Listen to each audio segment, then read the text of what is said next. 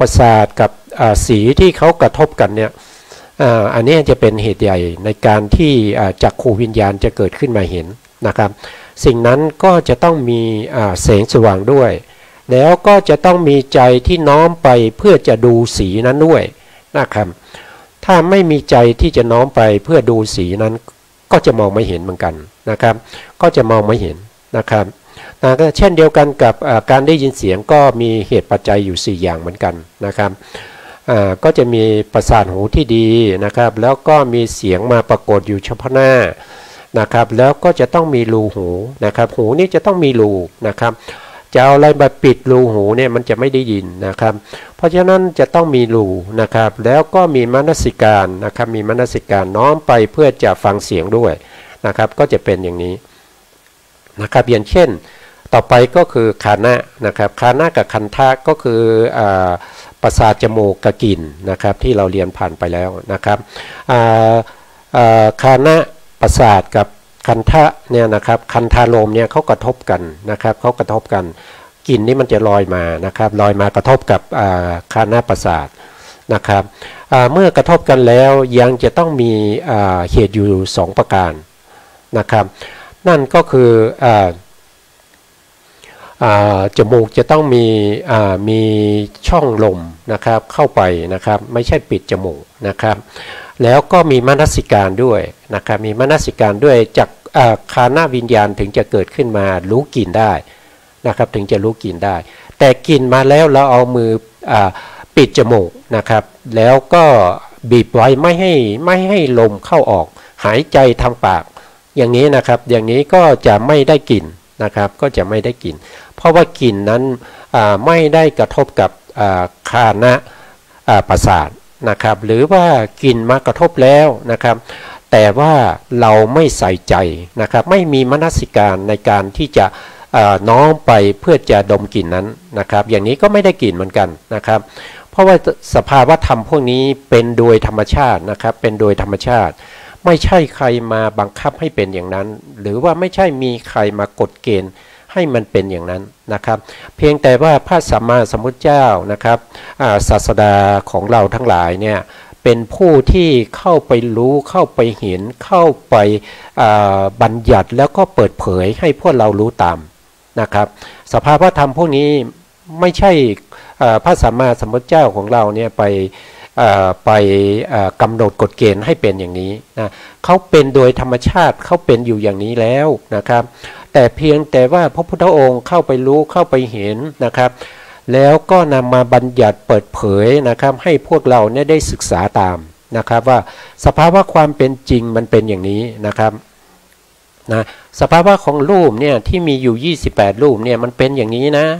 ที่คุณได้เห็นทุกวันเนี่ยเกิดจากปัจจัยอะไรนะครับมันเป็นมาได้อย่างไรที่เห็นชัดไม่ชัดนะครับสายตาสั้นสายตายาวอะไรพวกนี้มาจากไหนอย่างไรเนี่ยนะครับพระพุทธองค์ไ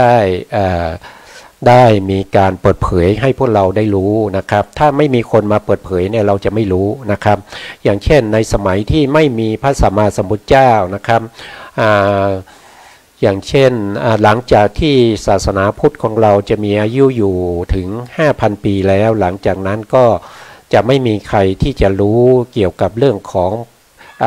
งรูปและเรื่องของเหตุปัจจัยที่ทำให้รูปต่างๆที่เป็นไปแล้วก็จิตที่มาอาศัยรูปเกิดขึ้น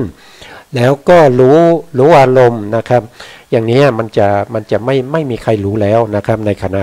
ในตอนนั้นนะครั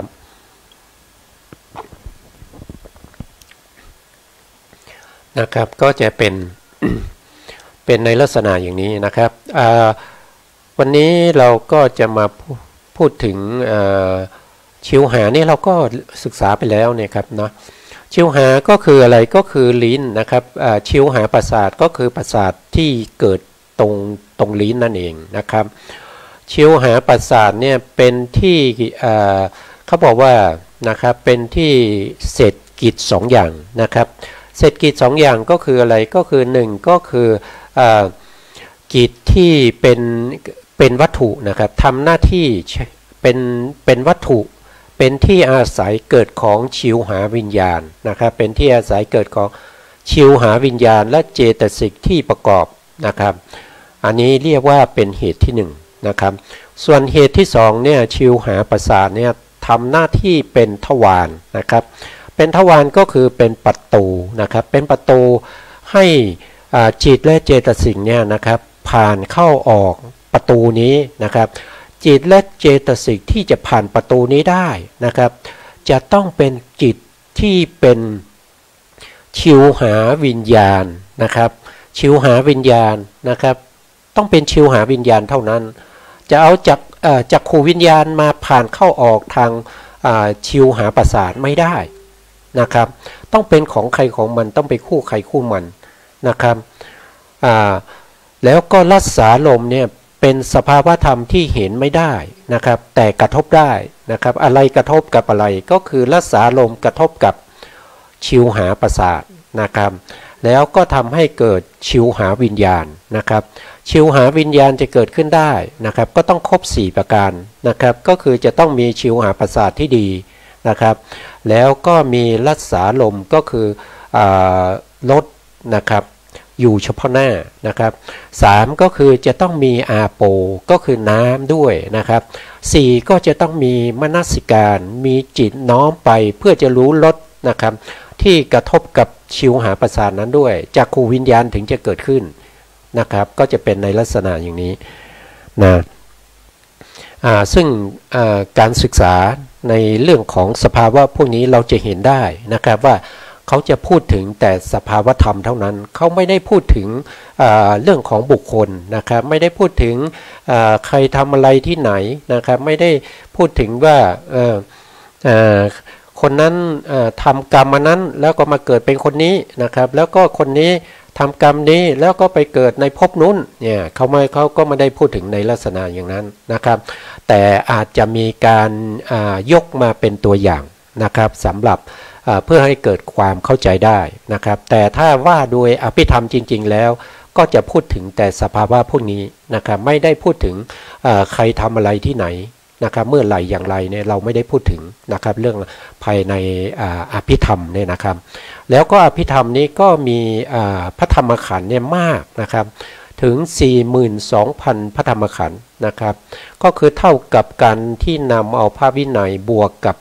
พระสุตตันตปิฎกนะครับบวกเข้าไปก็จะเท่ากับอภิธรรมรวมกันแล้วพระธรรมคำสั่งสอนของพระสัมมาสัมพุทธเจ้าก็จะมีอยู่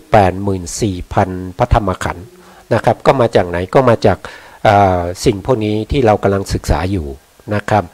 แล้วการศึกษาพระอภิธรรมนี้เราก็จะต้องเข้าใจอยู่2ประการนะครับประการที่1เราศึกษาในเรื่องของสภาวธรรมทั้งหลายนะครับแล้วเราต้องรู้ในสภาวธรรมพวกนี้นะครับอย่างที่2ก็เราต้องไม่ละทิ้งในเรื่องของบัญญัติในเรื่องของอัฏฐบัญญัติในเรื่องของสัทธบัญญัตินะครับในเรื่องของเนื้อหานะครับในเนื้อหาต่างๆนะครับแล้วก็ในชื่อนะครับชื่อหรือที่เราเรียกว่านามะนะครับนามะจะมีบางทีก็จะเรียกว่าเป็นสัทธะนะครับก็คือสัทธบัญญัติอัฏฐบัญญัตินะครับบางทีก็จะเรียกว่าอัฏฐบัญญัติแล้วก็นามะบัญญัตินะครับก็แล้วแต่นะครับแล้วแต่ให้เราเข้าใจว่าเวลาที่มีคนมาพูดถึงไม่ว่าจะพูดโดยสภาวะของความเป็นปรมัตถ์นะครับหรือว่าโดยความเป็นบัญญัติเป็นโวหารของชาวโลกที่เขาพูดกันเนี่ยนะครับเราก็สามารถที่จะเข้าใจได้นะครับแล้วเมื่อเราเข้าใจแล้วเราก็สามารถที่จะนำไปนะครับนำไปเพื่อจะบอกให้คนอื่นได้รู้ได้เข้าใจนะครับเพื่อการเผยแผ่นะครับในพระพุทธศาสนาให้บุคคลอื่นที่เขาไม่รู้เขาเข้าใจผิดนะครับเขาพยายามที่จะมากล่าวหาเนี่ยเราต้องชี้แจงให้เขาได้ว่าสิ่งที่คุณเข้าใจนั้นมันไม่ถูกนะครับจริงๆแล้วมันเป็นอย่างนี้นะครับอันนี้เป็นการที่เราเป็นการจำลองไว้นะครับเป็นการรักษาไว้ซึ่งพระพุทธศาสนานะครับแต่ถ้าเราไม่มีการศึกษาเล่าเรียนนะครับแล้วก็ไม่รู้เรื่องนะครับเวลาเขาพูดอะไรเนี่ย เราก็แล้วก็ฟังแล้วก็ปักใจเชื่อเอาไปประพฤติปฏิบัตินะครับโดยไม่รู้ว่าสิ่งนั้นถูกต้องหรือไม่นะครับอย่างที่พระพุทธองค์ได้เคยแสดงให้แก่ชาวกาลมะนะครับว่านะครับสิ่งที่เราเห็นเราได้ยินนะครับเราได้กินเรารู้รสเราได้สัมผัสมาเนี่ยทั้งหมดเนี่ยนะครับเป็นอย่างไรเนี่ยเราจะฟังจากคนอื่นนะครับฟังจากคนอื่นแล้วก็ปรงใจเชื่อเลยใช่ไหมนะครับก็ตอบว่ายังไม่ต้องปรงใจเชื่อว่าสิ่งเหล่านี้เราได้ยินมามันเป็นอย่างนี้นะมาจากตำรานะมาจากอาจารย์นะมาจากบุคคลที่น่าเชื่อถือได้นะครับเป็นผู้ที่มาพูดนะครับสิ่งพวกนี้พระพุทธองค์บอกว่าไม่จำเป็นที่จะต้องคล้อยตามนะครับเราจะคล้อยตามเมื่อไหร่ต่อเมื่อเราได้ไปสัมผัสรู้เห็นนะครับว่าสิ่งพวกที่เขาพูดนั้นเป็นไปตามที่เขาพูดไหมนะครับถ้าเป็นไปตามนั้นก็ให้เชื่อได้นะครับว่าอย่างที่พระพุทธองค์พูดว่าสิ่งนี้เป็นอกุศลนะครับอย่างเช่นเราการฆ่าสัตว์อย่างเงี้ยการเบียดเบียนสัตว์อย่างเงี้ยนะครับหรือว่าการที่เราไปลักทรัพย์นะครับไปหยิบเอาของที่เจ้าของไม่ได้ให้นะครับด้วยการลักขโมยนะครับอย่างนี้เป็นสิ่งที่ไม่ดีนะครับเป็นสิ่งที่ไม่ดีนะครับแล้วนอกจากนั้นเรายังแต่ต้องใส่ใจตลอดนะครับว่าสิ่งที่เรามีความเผลอเลอในการที่จะปรงชีวิตสัตว์นะครับไปแล้วเนี่ยอันนั้นมันเป็นสิ่งที่ไม่ดีนะครับแล้วก็ต้องระมัดระวังนะครับในการที่จะดำเนินชีวิตประจำวันของเราเนี่ยอย่ามีใจนะครับที่จะไปฆ่าสัตว์นะครับหรือว่าจะไปเบียดเบียนสัตว์นะครับหรือว่านะครับไม่ใช้ให้ผู้อื่นไปเบียดเบียนสัตว์ไม่ฆ่าสัตว์นะครับไม่ใช้นะครับตัวเองไม่ทำแล้วก็ไม่ใช้ให้คนอื่นทำด้วยนะครับแล้วก็เห็นคนอื่นทำเราต้องไม่ยินดีกับเขาด้วยนะครับไม่ยินดีกับเขาด้วยนะครับแล้วก็มีโอกาสในการที่จะไปพูดไปกล่าวเนี่ยเราต้องไม่เก่าคำสรรเสริญนะครับยืนยอบุคคลที่ทำปาณาติบาตอยู่เป็นประจำบุคคลที่มีอัธยาศัยในการเบียดเบียนสัตว์อยู่ประจำเราต้องไม่ส่งเสริมแล้วก็พูดจะยกย่องคนพวกนี้นะครับอันนี้ก็จะเป็นการที่จำลองไว้ซึ่งพระพุทธศาสนานะครับพระพุทธศาสนาไม่ได้อยู่ที่พระภิกษุที่โกนหัวนะครับแล้วก็มาห่มผ้าเหลืองนะครับแล้วก็มาอยู่วัดนะครับไม่ใช่อยู่ตรงนั้นนะครับพระภิกษุสงฆ์เนี่ยนะครับก็เป็นส่วนหนึ่งนะครับแต่ไม่ใช่ทั้งหมดจะอยู่ตรงนั้นนะครับเมื่อเราทำบุญกับพระภิกษุสงฆ์รูปใดนะครับเรามีความศรัทธาเราถึงทำนะครับหลังจากนั้นไปเนี่ยการเวลานะครับทำให้บุคคลนั้นนะครับเกิดความเบื่อหน่ายในผ้าเหลืองนะครับแล้วก็ทำให้เขาเนี่ยลาสิกขาไปนะครับเมื่อเขาลาสิกขาไปเนี่ยเราเกิดความเสียใจอย่างนี้ก็ไม่ใช่พระพุทธศาสนานะครับเพราะว่าทำไมถึงไม่ใช่ก็พระพุทธองค์ให้เราละนะครับให้เราละสิ่งที่เป็นจิตที่เป็นโลภะโทสะโมหะนะครับแต่เราก็พยายามที่จะให้มันมีนะครับซึ่งมันก็ไม่ถูกต้องเราไม่ประพฤติปฏิบัติตามศาสดานะครับศาสดาของเราสอนว่าอย่างนี้แต่เรา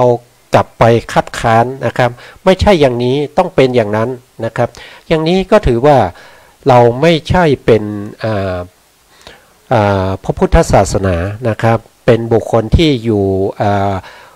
ฝั่งตรงข้ามนะครับหรือว่าเป็นบุคคลที่คอยจ้องในการที่จะทำลายพระพุทธศาสนานะครับถ้าพวกเราที่เป็นฆราวาสนะครับถ้าเราพบกับเหตุการณ์อย่างนี้นะครับเรามีโอกาสเราต้องชี้แจงเราต้องทำความเข้าใจเราต้องมีการที่จะ รักษาไว้นะครับซึ่งพระพุทธศาสนานะครับเพราะว่าคำสั่งสอนของพระพุทธองค์เนี่ยกว่าจะได้มาด้วยความยากลำบากนะครับต้องมีการกระทำที่เกี่ยวกับบุญกิริยาวัตถุ10นะครับตั้งไว้ในใจนะครับถึงเวลาอย่างน้อยๆก็7อาสงไขยนะครับหลังจากนั้นก็มีการเป่าประกาศนะครับมีความพยายามในการที่ทำบุญแล้วก็เป่าประกาศว่าด้วยผลบุญนั้นนี้นะครับสิ่งนี้ที่ข้าพเจ้าทำไปแล้วนะครับมีการสร้างวิหารเจดีย์หรือว่าถวายทานนะครับใน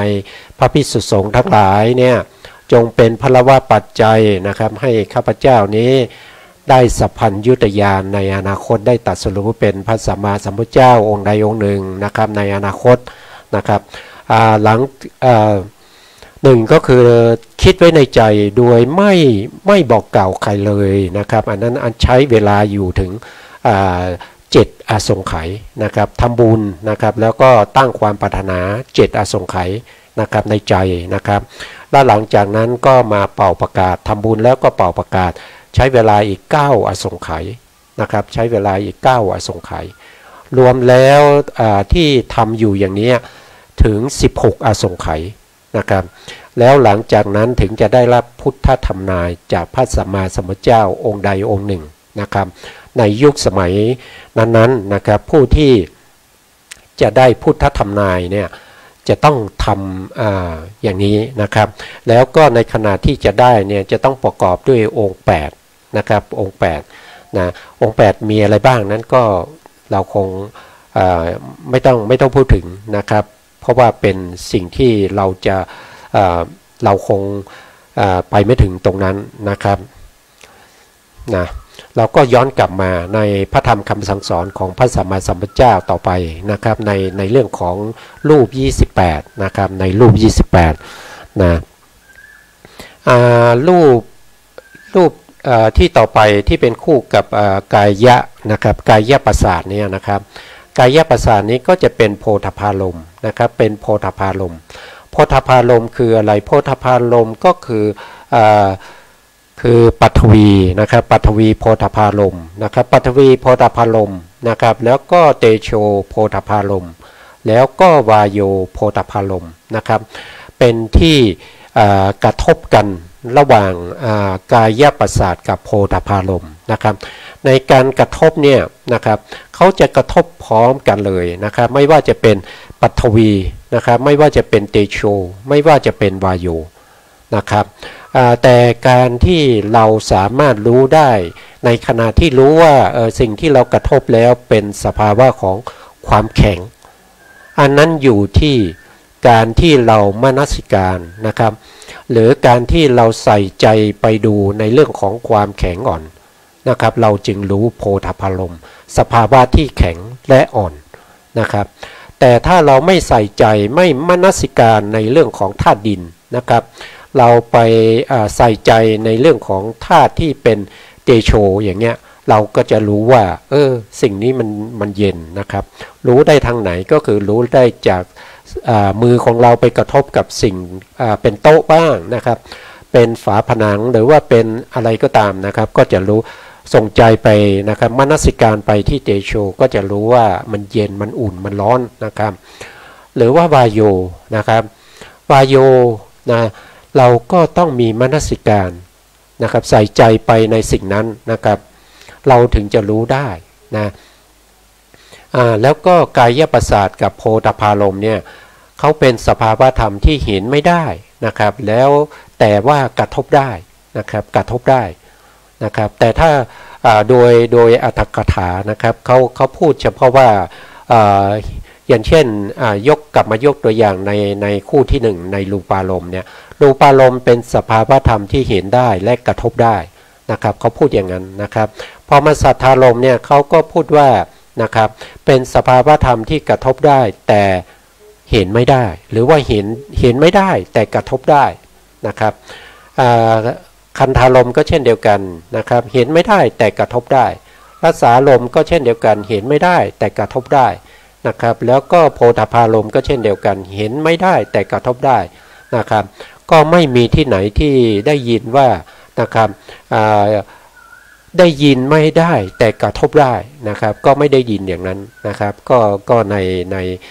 จริงๆแล้วก็เป็นอย่างนั้นด้วยนะครับอย่างเช่นโพธพารมณ์เนี่ยเป็นสภาวะธรรมที่ได้ยินเสียงไม่ได้แต่กระทบได้นะครับกระทบได้อย่างคานะก็เช่นเดียวกันนะครับคานะเนี่ยเป็นสภาวะธรรมที่ได้ยินไม่ได้แต่กระทบได้นะชิวหาก็เช่นเดียวกันนะครับได้ยินไม่ได้แต่กระทบได้นะครับอย่างนี้เราก็จะได้สภาวะธรรมเป็นสิ่งที่เราแตกกระจายออกไปในเรื่องของสภาวะธรรมนะครับอย่างนี้เนี่ยจะต้องเป็นบุคคลที่ในการที่จะพิจารณาธรรมพวกนี้จะต้องเป็นบุคคลที่เขามีความรู้ความเข้าใจนะครับแต่ถ้าเราไม่ยังใหม่ๆเนี่ยเราก็พิจารณาได้เป็นบางส่วนนะครับแต่เราอย่าไปพิจารณาโดยเกินขอบเขตไปนะครับเพราะพระอภิธรรมเนี่ยเมื่อเรียนไม่ดีเนี่ยจะเป็นบุคคลที่ฟุ้งซ่านนะครับจะฟุ้งซ่านได้นะครับจะฟุ้งซ่านได้แต่ถ้าเรียนดีเนี่ยเขาบอกว่าจะได้ถึงปฏิสัมภิทาสี่นะครับจะได้ถึงปฏิสัมภิทาสี่นะครับเพราะฉะนั้นการที่เราจะแตกกระจายไปในเรื่องของธรรมะปฏิสัมภิทานี่ก็มีมากมายนะครับหรือว่าจะแตกกระจายไปในเรื่องของปฏิภาณปฏิภาณหรือว่าจะไปในสุรุติปฏิสัมภิทาก็ไปได้มากมายนะครับเป็นได้เพราะว่าเขาเป็นอะไรเป็นสภาวธรรมที่เป็นปัญญานะครับต้องใช้ปัญญานะครับถ้าเรายังศึกษาไม่มากเราไม่สามารถที่จะไปพิจารณาอย่างนั้นนะครับเพราะว่าข้อมูลเรายังไม่เพียงพอนะครับถ้าเราพิจารณาไปก็ระวังจะเป็นบุคคลที่ฟุ้งซ่านนะครับฟุ้งซ่านออกไปในสภาวธรรมที่ไม่ได้เป็นไปตามความเป็นจริงนะครับฟุ้งซ่านคิดนู่นคิดนี่ไปนะครับก็จะทำให้การฟุ้งซ่านเนี่ยทำให้ปัญญาเนี่ยหดหายนะครับทำให้ปัญญาแล้วก็สติหดหายไปนะครับฟุ้งซ่านไปแต่มีวิริยะในขยันฟุ้งเหลือเกินนะครับฟุ้งไปเรื่อยๆนะครับเพราะฉะนั้นก็ให้เราเข้าใจว่านะครับการศึกษาพระอภิธรรมเนี่ยเราศึกษาปัญญานะครับเราศึกษาเรื่องของปัญญานะครับปัญญาไม่ได้เกิดขึ้นจากที่ไหนนะครับปัญญาเกิดขึ้นในตัวของเรานี่เองนะครับให้เรารู้ในตัวของเราไม่ว่าจะเป็นจิตไม่ว่าจะเป็นเจตสิกไม่ว่าจะเป็นรูปมันอยู่ในตัวของเรานี่แหละนะครับถ้าเราศึกษาไปแล้วก็หมั่นสังเกตในตัวของเรานะครับแล้วเราก็จะเข้าใจสภาวธรรมพวกนั้นดีขึ้นนะครับอย่างนี้เมื่อเราเข้าใจแล้วเราถึงปรงใจเชื่อได้ว่านะครับสิ่งที่พระสัมมาสัมพุทธเจ้านำมาเปิดเผยเนี้ยเป็นความจริงเป็นสัจธรรมนะครับเป็นสัจธรรมนะครับอันนี้ก็ให้เราช่วยกันนะครับในการที่จะจำลองไว้ซึ่งพระพุทธศาสนาให้เรามีการกล่าวแก้ในส่วนที่เขามากล่าวจ้วงจาบนะครับในพระพุทธศาสนานะครับให้เขารู้ความจริงให้เขารู้สัจธรรมตามที่พระพุทธองค์ทรงแสดงไว้เขาจะได้เปลี่ยนจากมิจฉาทิฏฐิมาเป็นสัมมาทิฏฐิแล้วเขายังจะต้องมาช่วยกันบำรุงรักษาพระพุทธศาสนานะครับถ้าเราทำได้อย่างนั้นก็เป็นบุญเป็นกุศลนะครับอันนี้ก็พวกเราก็ศึกษาไปอีกหน่อยก็ทำได้ครับถ้าปัจจุบันนี้เรายังไม่เข้าใจเราก็ฟังไปก่อนนะครับนานๆไปเราฟังไปเรื่อยๆเราเข้าใจไปเรื่อยๆเราก็สามารถที่จะไปพูดแก้คำกล่าวหาของบุคคลอื่นได้นะครับในส่วนนี้นะครับในส่วนนี้ก็เป็นคู่นะครับเป็นคู่ก็เรียนไปแล้วนะครับยังมีส่วนที่เราจะต้องศึกษานะครับนะครับในคันธาลมเนี่ยเรายังคันธาลมเนี่ยน่าจะพูดแล้วนะครับผมก็บางครั้งก็ความจำก็สติก็ขาดไปบ้างนะครับเพราะว่าอย่างพวกเราทุกคนนะครับเป็นปุถุชนเหมือนกันนะครับก็บางทีก็มีโรคภัยไข้เจ็บนะครับเป็นธรรมดาที่คู่กันมานะครับก็ทำให้ การทรงจำอะไรต่างๆสติที่จะเข้าไปตึกไปดึงเอาข้อมูลทั้งหลายที่เราเก็บสะสมไว้ในสัญญาในขันธสันดานออกมาเนี่ยมันก็ขัดตกบกพร่องไปบ้างนะครับนะก็ขึ้นอยู่กับตัวสติด้วยนะครับสติมีกำลังมากเราก็สามารถที่จะจำสามารถที่จะเอาสิ่งที่เราจำออกมาเปิดเผยได้ให้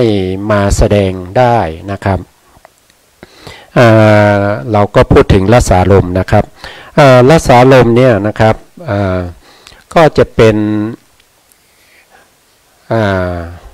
นะครับรสารมณ์นะครับรสารมณ์เนี่ยก็จะมีวจนะถาว่านะครับรสียตินะครับอัสสาทียติติละโสนะครับรูปใดชิวหาวิญญาณพึงยินดีพอใจฉะนั้นรูปที่เป็นที่พอใจยินดีของชิวหาวิญญาณนั้นชื่อว่ารสะนะครับรสะนี้ก็คือรสนะครับก็คือรสนะครับสิ่งใดที่รสที่อร่อยนะครับรสที่อร่อยเมื่อเราทานนะครับ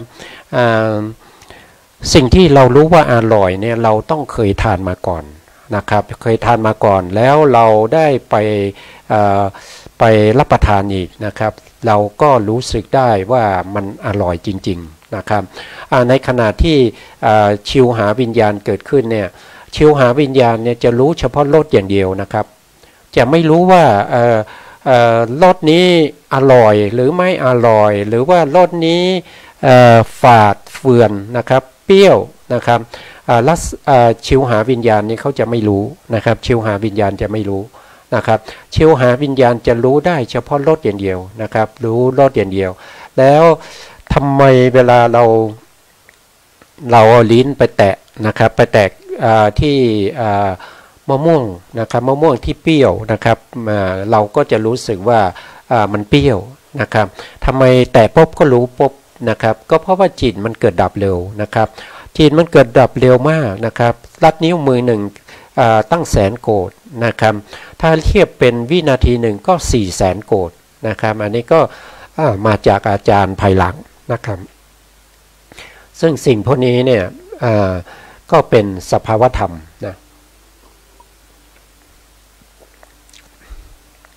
นะครับก็เป็นสภาวธรรมนะครับแล้วก็เวลาที่เรารู้รสเนี่ยนะครับรู้ว่าอร่อยนะนั่นแสดงว่าเราเข้าไปในวิถีที่เป็นทางมโนทวารนะครับที่เรียกว่าอัฏฐคหนาวิถีนะครับอัฏฐคหนาวิถีนะครับอัฏฐก็คือรู้เรื่องราวนะครับรู้เรื่องราวนะครับรู้เนื้อหานะครับเนื้อหาเรื่องราวต่างๆนะครับถอดออกมาจากที่เป็นปรมัตถ์นะครับถอดออกมาจากที่เรารู้ว่าเป็นรสแต่ยังไม่รู้ว่ารสนั้นเป็นรสหวานรสขมรสฝาดรสฝืนอร่อยหรือไม่อร่อยเนี่ยเรายังไม่รู้นะครับเพราะว่าชิวหาวิญญาณเนี่ยเขามีหน้าที่ที่จะรับรสอย่างเดียวแต่รสนั้นยังไม่สามารถบอกได้ว่าเป็นรสหวานรสอร่อยอะไรพวกนี้ยังบอกไม่ได้นะครับชิวหาวิญญาณเนี่ยนะครับเมื่อชิวหาวิญญาณเนี่ยรับรสมาเนี่ยผ่านไปทางปัญจทวารวิถีที่เรียกว่าชิวหาทวารวิถีผ่านไปสู่มโนทางมโนนะครับก็จะเรียกว่าเป็นอาติตะคหนาวิถีนะครับก็รับอารมณ์ที่เป็นอดีตนะครับที่ชิวหาวิญญาณรับมาด้วยรสเปรี้ยวนั้นนะครับมาแล้วก็ส่งต่อไปให้สโมหะคหนาวิถีนะครับสโมหะคหนาวิถีก็จะรวบรวมนะครับถ้ารวบรวมแล้วยังไม่สามารถที่จะถอดรหัสได้ก็วนกลับไปให้ชิวหาวิญญาณเนี่ยนะครับส่งอารมณ์มาใหม่ชิวหาวิญญาณก็แต่ลิ้นแล้วก็ลิ้นที่แตะครั้งแรกเรายังไม่ได้ยกขึ้นเลยนะครับมันก็มาแล้วไปแล้วก็เร็วมากกลับมาเร็วมากนะครับเราเอามะม่วงนี้เข้าไปแตะลิ้นนะครับพอรู้รสเนี่ยอันนั้นจิตที่เป็นชิวหาวิญญาณเนี่ยเกิดมาเป็นแสนวิถีแล้วนะครับถึงจะรู้ว่ารสนี้มันเป็นรสเปรี้ยวนะครับมันจะผ่านไปโดยธรรมชาติที่ผมบอกนะครับชิวหาวิญญาณชิวหาวิญญาณวิถีนะครับทวารเนี่ยนะครับทวาร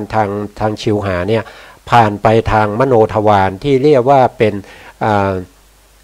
ตีตาคหณวิถีแล้วก็ผ่านไปที่สมุหคหณวิถีรวบรวมไว้นะครับสมุหคหณวิถีรวบรวมไว้แล้วถอดรหัสไม่ได้ก็กลับมาอีกวนอยู่อย่างนี้นะครับแต่ถ้า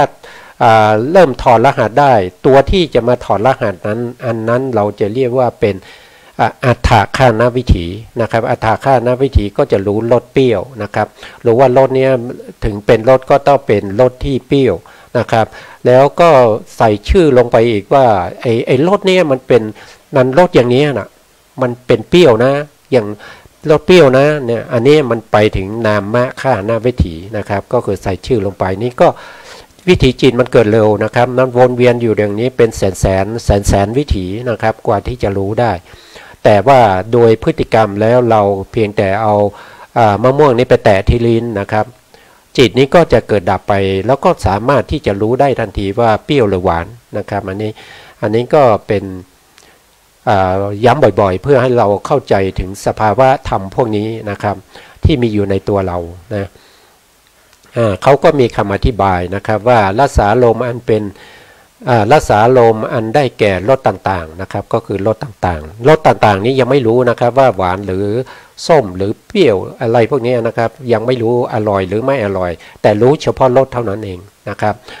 จะเป็นรสที่ดีก็ตามนะครับไม่ดีก็ตามย่อมเป็นที่พอใจแก่ชิวหาวิญญาณนะครับชิวหาวิญญาณเนี่ยนะครับที่เกิดขึ้นเนี่ยเขาต้องพอใจในรสไม่ว่ารสนั้นจะเผ็ดนะครับอย่างบางท่านนะครับที่ไม่เคยรับประทานอย่างคนจีนพูดง่ายๆเขาไม่ค่อยจะรับประทานในเรื่องของพริกนะครับที่มีรสเผ็ดๆเนี่ยนะครับถ้าเขามารับประทานปุ๊บนะครับเขารู้สึกเผ็ดเนี่ยนะครับเขาจะไม่ค่อยพอใจเท่าไหร่นะครับแต่ว่าโดยจิตจริงๆนะครับว่าโดยจิตที่เป็นชิวหาวิญญาณเนี่ยนะครับที่เกิดขึ้นในขณะนั้นชิวหาวิญญาณนั้นจะพอใจนะครับพอใจในรสไม่ว่ารสอะไรก็ตามที่มากระทบกับชิวหาประสาทแล้วเกิดเป็นชิวหาวิญญาณนะชิวหาวิญญาณเนี่ยเขาจะพอใจหมดเลยนะครับแต่บุคคลที่แสดงอาการไม่พอใจออกมานั้นเป็นไปในส่วนที่เป็นเขาเรียกว่าเป็นวิปลาสนะครับโดยปุถุชนเราเนี่ยมีวิปลาสด้วยกันทุกท่านนะครับทุกคนนะครับนะอันนี้ก็เขาก็บอกว่าชิวหาวิญญาณเนี่ยย่อมยินดีพอใจนะครับคำว่าพอใจในที่นี้หมายถึงรู้รสนั่นเองนะครับเขาก็บอกว่าพอใจก็คือการที่เขารู้รสนะครับแต่ถ้าเขาไม่รู้รสนี่เนี่ยมันจะยุ่งนะครับชิวหาวิญญาณไม่เกิดนี่จะยุ่งเลยนะครับเพราะว่าชิวหาวิญญาณตามชิวหาเนี่ยตามที่เราได้ศึกษามาว่าเขาเป็นชีวิตด้วยนะครับเขาเป็นชีวิตด้วยถ้าคนที่กินอะไรไม่อร่อยไม่รู้สึกรสเลยนะครับไม่รู้หวานส้มเปรี้ยวอะไรเนี่ยนั่นก็แสดงว่าชีวิตจะไม่ยืนแล้วนะครับชีวิตจะสั้นแล้วนะครับถ้าไม่สามารถที่จะรับรสได้นะชิวหาวิญญาณไม่เกิดเนี่ยมันจะอายุจะไม่ยืนนะครับอายุจะไม่ยืนแล้วนะครับมิได้มุ่งหวังถึงบุคคลเนี่ยตรงนี้เขาก็บอกนะครับว่าการที่ชิวหาวิญญาณเกิดขึ้นรู้รสเนี่ยมิได้มุ่งหมายถึงบุคคลนะครับแต่มุ่งหมายเฉพาะรสกับชิวหาวิญญาณนะครับที่เขากระทบกันแล้วก็รู้สึกได้นะครับเห็นไม่ได้รู้สึกได้นะครับอันนี้นะครับเพราะธรรมดาบุคคลนั้นย่อมพอใจแต่รสที่ดีๆนะครับเห็นไหมบุคคลนี้พอใจแต่รสที่ดีๆแล้วรสที่ดีๆของแต่ละท่านก็ไม่เหมือนกันนะครับบางคนก็ชอบรสที่เผ็ดใช่ไหมครับเมื่อได้รสเผ็ดจากพริกที่เผ็ดมากๆก็จะรู้สึกว่ารสนั้นอร่อยนะครับบางคนก็ไม่ชอบเลยนะครับพริกเนี่ยไม่ชอบเลยนะครับชอบหวานนะครับก็จะเป็นในลักษณะนี้นะครับรสที่ไม่ดีก็ย่อมไม่พอใจนะครับอันนี้เราก็คงจะต้องเอาไว้แค่นี้ก่อนแล้วนะครับเพราะว่าเวลาจะหมดแล้วนะครับยังนะครับยังพอมีเวลานะครับตอนนี้ 18:53 นาทีนะครับก็ดูตาไม่ดีนึกว่า58แล้วนะครับก็พอมีเวลานะครับก็ต่อไปนะครับรถที่ไม่ดี ก็ย่อมไม่พอใจอันนี้คือพูดถึงบุคคลนะครับพูดถึงบุคคลนะครับสำหรับชิวหาวิญญาณนั้นรสดีก็ตามรสไม่ดีก็ตามนะครับก็ย่อมยินดีที่จะลิ้มรสนั้นนะครับอันนี้พูดถึงสภาวธรรมนะครับตัวของเขาเนี่ยมีหน้าที่ในการที่จะรู้รสนะครับเมื่อเขากระทบกับรสนะครับนั่นแสดงว่าเขาได้ทำงานนะครับเขาได้ทำงานแล้วนะครับเขาได้เป็นไปแล้วนะชีวิตที่เกิดขึ้นนะครับชีวิตนั้นก็จะต้องมีการลิ้มรสนะครับเพราะฉะนั้นก็จะเป็นไปในเรื่องของรสนั้นนะครับก็เขาก็จะพอใจไม่ว่าจะเป็นรสอะไรก็ตามนะมากระทบกับชิวหาประสาทแล้วเกิดชิวหาวิญญาณขึ้นนะครับเขาก็ยินดีชิวหาวิญญาณนั้นก็ยินดีพอใจทุกรสนะครับไม่ว่าจะดีหรือไม่ดีก็ตามเขาก็จะพอใจนะครับต่อไปก็จะเป็นโพธพารมณ์นะครับโพธพารมณ์นะครับที่เรากำลังศึกษาอยู่คำว่าลมเนี่ยนะครับคำว่าลมเนี่ยก็คือตัวที่นะครับเป็นสภาวธรรมที่จิตไปรู้นะครับเป็นสภาวธรรมที่จิตเข้าไปรับรู้สิ่งไหนที่จิตเข้าไปรับรู้สิ่งนั้นจะเป็นอารมณ์ของจิตเสมอนะครับแต่ถ้าเป็นรูปนะครับถ้าเป็นรูปเนี่ยนะครับรูปไม่สามารถที่จะไปรับอารมณ์ต่างๆได้นะครับอย่างเช่นเราพูดกันอยู่คือกายประสาทเนี่ยที่ไปกระทบกับโพธพารมณ์เนี่ยที่เป็นรูปนะครับก็คือเป็นทั้งที่เป็นกายประสาทและโพธพารมณ์นะครับที่เป็นรูปนะครับสองอันนี้กระทบกันแล้วเขาจะไม่มีความรู้สึกใดๆนะครับเขากระทบกันโดยธรรมชาติเท่านั้นเองนะครับแต่ถ้าเป็นจิตที่มาอาศัยกายวิญญาณเกิดขึ้นเนี่ยนะครับเขาก็จะมามีความยินดีในการที่จะรับโพธพารมณ์นะครับโพธพารมณ์ก็มีอยู่3อย่างที่ผมได้พูดไปนะครับตรงนี้ก็มีนะครับนะถ้าว่าโดยคำจำกัดความหรือวจนะถะนะครับว่าโดยบาลีเนี่ยในอภิธรรมก็จะใช้คำว่าวจนะถะนะครับหรือในมหาปฐานเขาจะใช้คำว่าเขาใช้คำว่าอะไรพิจารณานะครับเดี๋ยวก็ถ้านึกได้เดี๋ยวจะบอกให้นะครับก็มีวจนะถะแล้วก็คำจำกัดความของโพธพารมณ์นะครับภูสิตพันตินะครับโพธพังรูปใดกายประสาทพึงถูกต้องฉะนั้นรูปนั้นชื่อว่าโพธพารมณ์โพธพะนะครับเนาะแล้วก็โพธพารมณ์ก็จะมีอยู่3อย่างด้วยกันนะครับที่ผมพูดบ่อยๆนะครับก็คือ1ก็คือปัทวีโพธพารมณ์นะครับองค์ธรรมเขาก็คือได้แก่ความแข็งความอ่อนนะครับถ้าเราพูดถึงองค์ธรรมของความแข็งความอ่อนเนี่ยท่านจะรู้ทันทีว่าอันนี้มันเป็นธาตุดินนะครับธาตุดินเนี่ยจะมีสภาวะของความแข็งกับความอ่อนนะครับ2ก็คือเตโชนะครับเตโชโพธพารมณ์นะครับองค์ธรรมก็ได้แก่ความเย็นความร้อนนะครับเย็นร้อนนะครับจริงๆแล้วในพระไตรปิฎกส่วนเท่าที่เห็นนะครับก็จะพูดถึงเฉพาะความร้อนนะครับความร้อนนะครับแต่อรรถกถามาพูดถึงความเย็นด้วยนะครับเพราะอะไรก็เพราะว่าความร้อนถ้ามันร้อนน้อยๆมันก็เป็นความเย็นไงครับนะในพระไตรปิฎกพูดแต่ความร้อนแต่ความร้อนเนี่ยถ้าร้อนน้อยก็จะเป็นเย็นนะครับเราก็เข้าใจว่าอย่างนี้นะครับโดยอรรถกถามาขยายความนะครับในการที่จะให้พวกเราเนี่ยได้เข้าใจนะครับได้เข้าใจ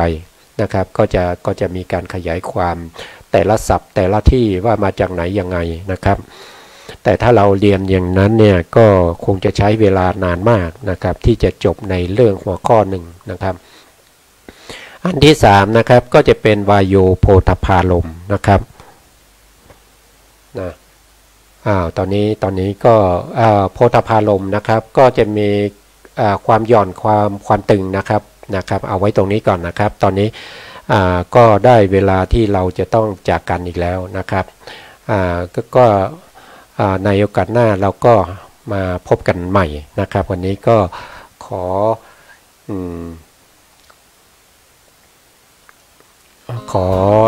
ุดท้ายนี้นะครับก็ขอพระคุณพระครูสมุทรวิสุวัฒน์วรกิจโจผู้อำนวยการสถานีและเจ้าหน้าที่สถานีทุกท่านนะครับแล้วก็ขอบคุณท่านผู้ฟังและผู้ชมทุกท่านที่ติดตามในรายการอภิธรรมในรายการพระไตรปิฎกลอยฟ้าในเนื้อหาอภิธรรมนะครับขอให้ทุกท่านได้พบกับความสุขความเจริญทุกท่านด้วยกันครับผมสวัสดีครับ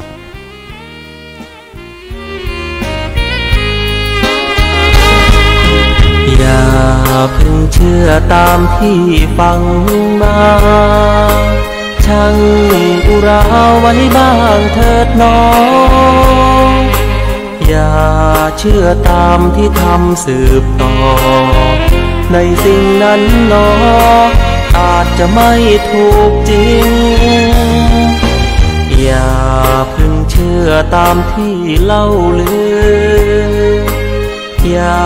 เชื่อถือตามบทอ้างอิงหากเชื่อโดยนึกเดาผิดยิ่งไม่ควรเอ็นอิง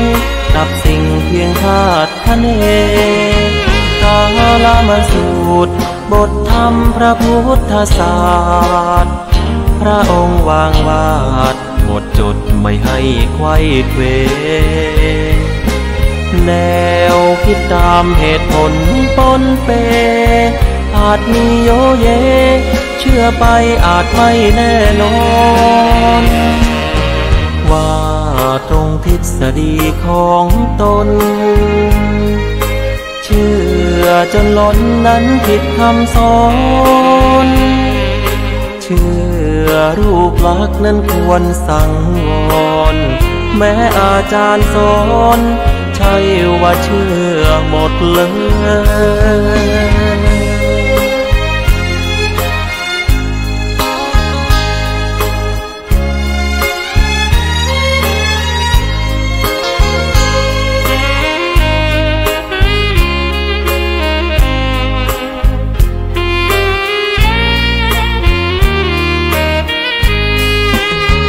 กาลมาสูตรบทธรรมพระพุทธศา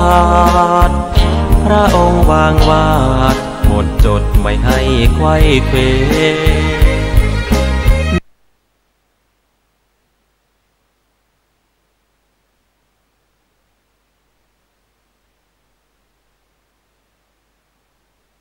เติม34พรรครวมยอดผู้สมัครบัญชีรายชื่อทั้งสิ้น57พรรคกกต.รับสมัครแล้ว22พรรคส่วนบัญชีรายชื่อนายกรัฐมนตรีมีพรรคการเมืองเสนอทั้งสิ้น33พรรคมีผู้ถูกเสนอชื่อ51คนหลังจากนี้กกต.จะตรวจสอบคุณสมบัติของผู้สมัครทั้งแบบเขตและบัญชีรายชื่อรวมถึงผู้ถูกเสนอชื่อเป็นนายกรัฐมนตรีของแต่ละพรรคและจะประกาศรายชื่อผู้มีสิทธิ์ลงสมัครรับเลือกตั้งให้ทราบในวันที่15กุมภาพันธ์นี้กรรมการก็จะประกาศรายชื่อนะครับแจ้งว่าเป็นผู้มีสิทธิ์ที่สมัครเป็นสมาชิกสภาผู้แทนราษฎรทั้งแบบแบ่งเขตและแบบบัญชีรายชื่อนะครับรวมทั้งผู้มีคุณสมบัติครบถ้วนผู้เสนอชื่อเป็นนายกวันที่15ไม่เกินนะครับวันที่15กพ.นะครับคือวันศุกร์หน้าเลขาธิการกกต.กล่าวด้วยว่าที่ประชุมกกต.ได้พิจารณาคำร้องกรณีการหาเสียงผ่านสื่อสังคมออนไลน์โดยมีมติให้ผู้โพสต์ข้อความลบเปลี่ยนแปลงแก้ไขข้อความที่โพสต์ใส่ร้ายป้ายสีผู้อื่นหากเป็นผู้สมัครหรือพรรคการเมืองเมื่อไต่สวนแล้วมีความผิดจะต้องส่งศาลพิจารณาเพื่อระงับสิทธิการสมัครและเพิกถอนสิทธิการเลือกตั้งด้วยส่วนบุคคลทั่วไปก็ถือว่ามีความผิดตามกฎหมายอาญามีโทษปรับและจำคุก 1-10 ปีส่วนข้อสงสัยเรื่องคุณสมบัติของนายกรัฐมนตรีเลขาธิการกกต.กล่าวว่าข้อกฎหมายเขียนไม่ชัดเจนเรื่องคุณสมบัติของผู้ถูกเสนอชื่อเป็นนายกรัฐมนตรีจึงเป็นเรื่องที่กกต.ต้องพิจารณาส่วนพรรคการเมืองจะนำรูปผู้ถูกเสนอชื่อเป็นนายกรัฐมนตรีของพรรคใส่ในป้ายหาเสียงก็สามารถทำได้ตามระเบียบที่ระบุไว้ในวันเดียวกันกกต.จัดกิจกรรม Kick Off เลือกตั้งสส62สร้างสรรค์ประเทศไทยพร้อมใจไปเลือกตั้งให้พรรคการเมืองประกาศเจตนารมณ์ทำให้การเลือกตั้งสุจริตโปร่งใส สำนักงานกกต.จัดกิจกรรมดังกล่าวโดยมีตัวแทนพรรคการเมืองร่วมลงนามประกาศเจตนารมณ์ทางการเมืองร่วมกันเพื่อให้การเลือกตั้งในวันอาทิตย์ที่24มีนาคม2562เป็นไปด้วยความสุจริตโปร่งใสเที่ยงธรรมและชอบด้วยกฎหมายนายอิทธิพรบุญประคองประธานกกต.แถลงความร่วมมือระหว่างกกต.กับหน่วยงานของรัฐประกอบด้วยกระทรวงการพัฒนาสังคมและความมั่นคงของมนุษย์กระทรวงสาธารณสุขกรมการปกครองและกรมการพัฒนาชุมชนเพื่อส่งเสริมสนับสนุนการเลือกตั้งสส.ให้เป็นไปอย่างเรียบร้อยและเป็นประชาธิปไตยอย่างแท้จริงหลังจากนี้จะเดินหน้าประชาสัมพันธ์รณรงค์การเลือกตั้งให้ทั่วถึงทั้งการใช้เสียงตามสายผ่านหอกระจายข่าวของชุมชนศูนย์ส่งเสริมประชาธิปไตยตั้งแต่วันนี้จนถึงก่อนวันเลือกตั้งแต่จะเริ่มประชาสัมพันธ์อย่างเข้มข้นระหว่างวันที่1ถึง23มีนาคมนี้ให้ครอบคลุมผู้มีสิทธิ์ลงคะแนนเสียงเลือกตั้งซึ่งในการเลือกตั้งครั้งนี้มีผู้มีสิทธิ์ลงคะแนนเสียงเลือกตั้งกว่า51ล้านคนหลังจากนั้นหัวหน้าพรรคการเมืองทุกพรรคหรือตัวแทนได้ร่วมลงนามประกาศเจตนารมณ์ทางการเมืองในการต่อต้านการทุจริตของพรรคการเมืองร่วมกันพร้อมเปิดตัวพรีเซนเตอร์รณรงค์การเลือกตั้งสสรวมทั้งเปิดตัวเพลงและสปอตรณรงค์การเลือกตั้งสสนอกจากนี้ภายในงานมีการจัดนิทรรศการให้ความรู้เกี่ยวกับการเลือกตั้งเพื่อสร้างการรับรู้และกระตุ้นให้ประชาชนเห็นความสำคัญของการเลือกตั้งสสและออกมาใช้สิทธิ์ลงคะแนนเสียงในวันที่24มีนาคมนี้ด้านผู้อำนวยการการเลือกตั้งประจำกรุงเทพมหานครเตือนผู้สมัครและพรรคการเมืองติดตั้งป้ายหาเสียงให้ถูกต้องตามระเบียบนางสาววิชุดาเมฆานุวงศ์ผู้อำนวยการการเลือกตั้งประจำกรุงเทพมหานครกล่าวว่าขณะนี้ยังมีข้อร้องเรียนเกี่ยวกับการติดป้ายหาเสียงของพรรคการเมืองเข้ามาเป็นจำนวนมากส่วนใหญ่พบว่ามีการติดตั้งบดบังวิสัยทัศน์รวมถึงกีดขวางการจราจรของประชาชนในการใช้รถใช้ถนนจึงให้ผู้อำนวยการเขตในฐานะหัวหน้าหน่วยงานแจ้งผู้สมัครหรือพรรคการเมืองให้แก้ไขโดยด่วนขณะที่สำนักงานคณะกรรมการการเลือกตั้งประจำกรุงเทพมหานครจะประสานกับพรรคการเมืองด้วยเช่นกันเพื่อให้ดำเนินการแก้ไขตามประกาศที่สำนักงานกกต.ประจำกรุงเทพมหานครกำหนดหากแจ้งแล้วยังไม่ดำเนินการแก้ไข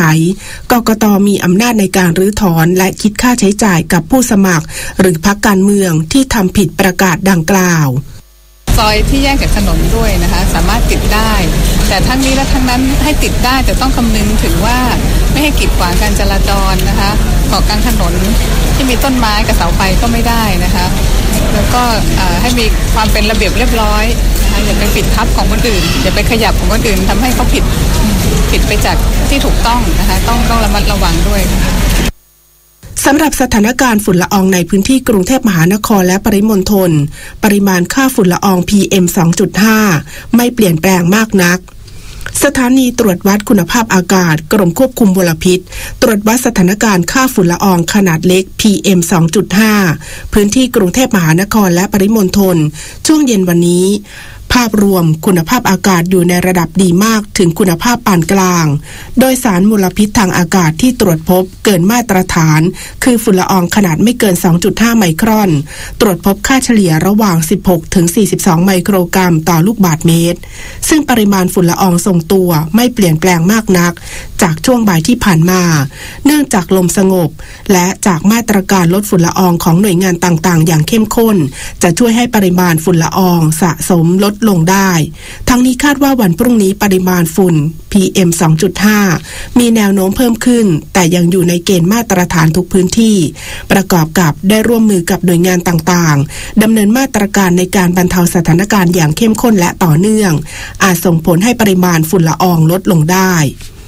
ทั้งนี้ได้ร่วมกับหน่วยงานที่เกี่ยวข้องดำเนินมาตรการแก้ปัญหาฝุ่นละออง PM 2.5 อย่างต่อเนื่องด้วยมาตรการเร่งด่วนเช่นติดตั้งระบบสปริงเกอร์พ่นละอองน้ำที่โรงเรียนสังกัดกรุงเทพมหานคร437แห่งพร้อมจัดชุดเจ้าหน้าที่ให้ความรู้เกี่ยวกับ PM 2.5 และการใช้หน้ากากอนามัยให้นักเรียนตั้งจุดตรวจรถยนต์ควันดำบริเวณจังหวัดรอยต่อบนถนนสายหลักและสายรองทุกเส้นทาง ที่มีรถบรรทุกและรถโดยสารมุ่งหน้าเข้ากรุงเทพมหานครสหพันธ์การขนส่งทางบกแห่งประเทศไทยปรับเวลาการวิ่งเข้ากรุงเทพมหานครของรถบรรทุกที่เป็นสมาชิกมาช่วงเวลากลางคืนแทนเพื่อลดปัญหาจราจรและบรรเทาการเกิดฝุ่นละอองประชาชนติดตามสถานการณ์คุณภาพอากาศแบบเรียลไทม์ได้ทางแอปพลิเคชันและเว็บไซต์ Air4 Thai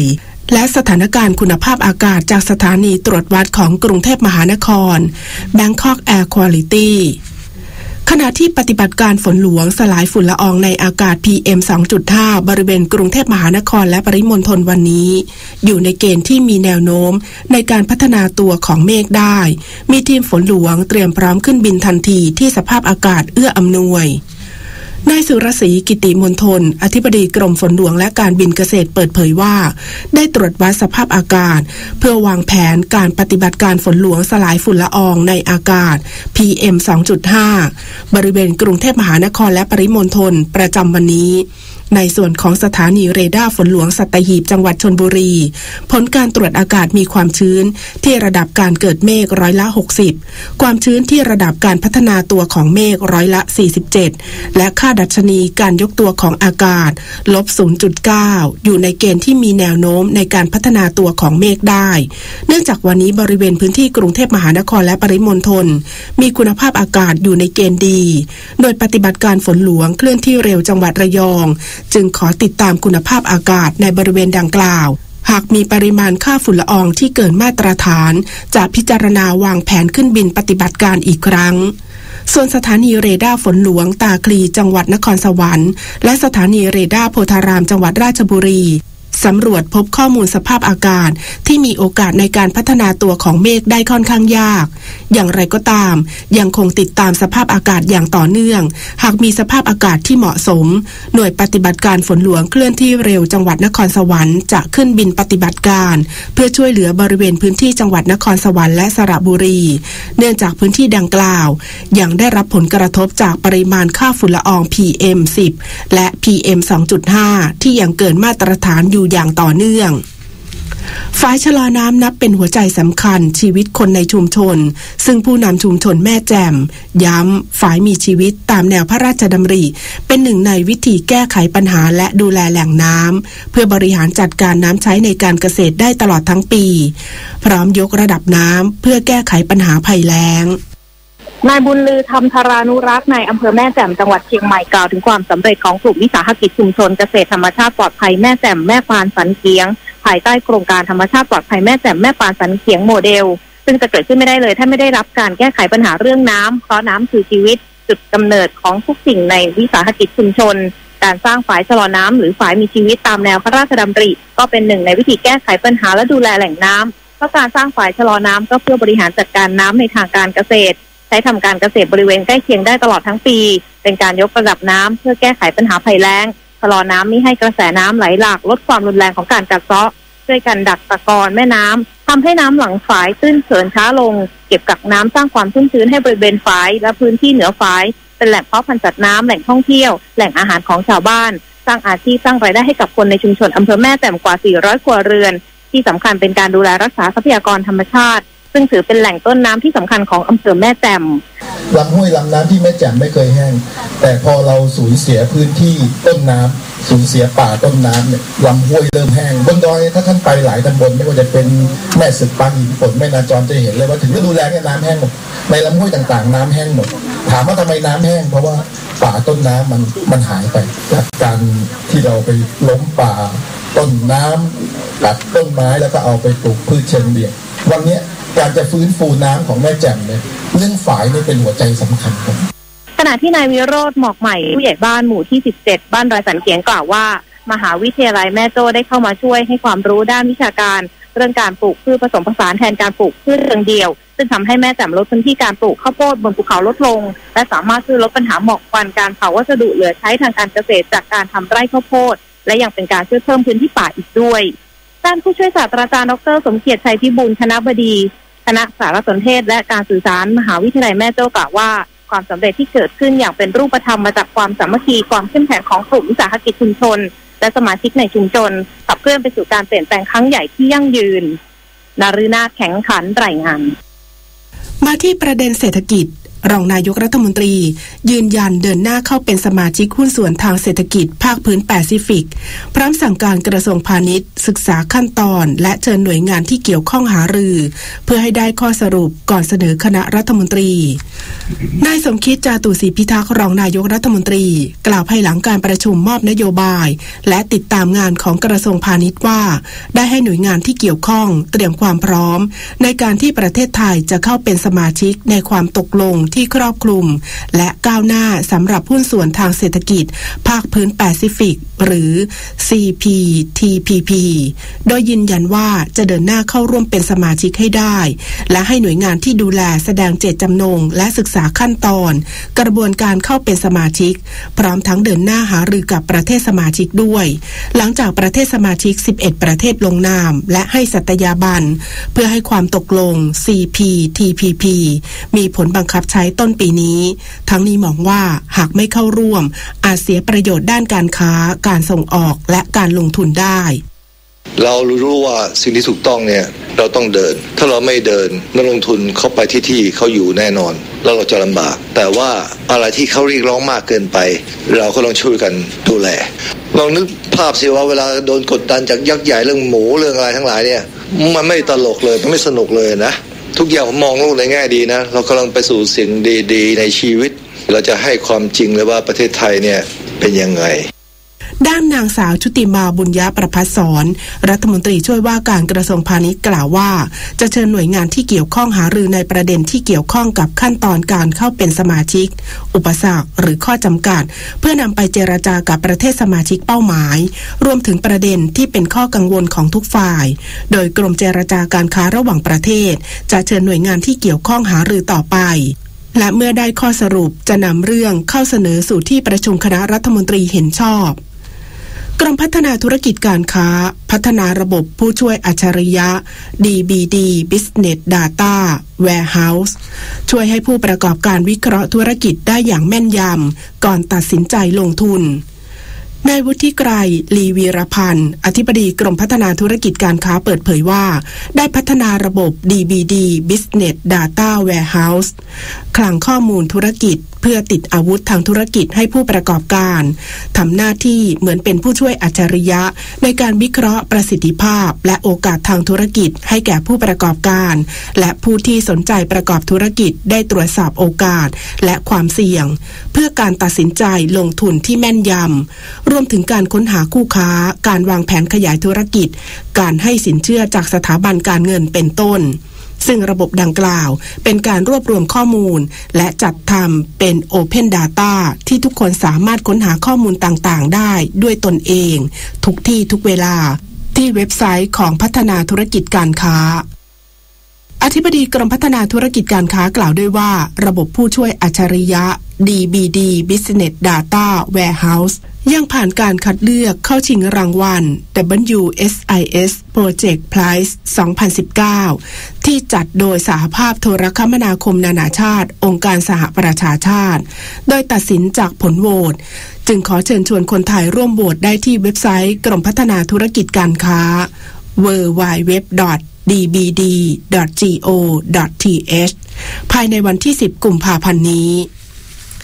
กรมควบคุมโรคติดตามสถานการณ์โรคหัดในพื้นที่ภาคใต้ตอนล่างอย่างใกล้ชิดโดยเฉพาะเด็กที่ไม่ได้ฉีดวัคซีนป้องกันเด็กต่างด้าวกลุ่มผู้ใหญ่ที่อยู่รวมกันเป็นหมู่มาก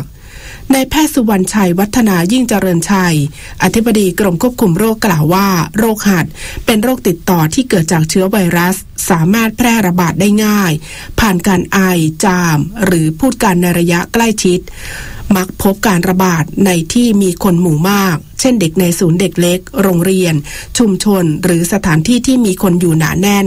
ผู้ที่ได้รับเชื้อมักจะมีอาการเริ่มต้นคล้ายไข้หวัดคือมีไข้น้ำมูกไอแห้งและเริ่มมีผื่นนูนแดงใน 3-4 วันต่อมาผู้ป่วยบางรายมีภาวะแทรกซ้อนอาจมีอาการรุนแรงถึงเสียชีวิตได้ท ทั้งนี้ที่ผ่านมาเกิดการระบาดของโรคหัดในหลายประเทศทั่วโลกข้อมูลจากองค์การอนามัยโลกพบช่วง12เดือนที่ผ่านมามีผู้ป่วยโรคหัดในทุกภูมิภาคของโลกพบผู้ป่วยสูงสุดในอินเดีย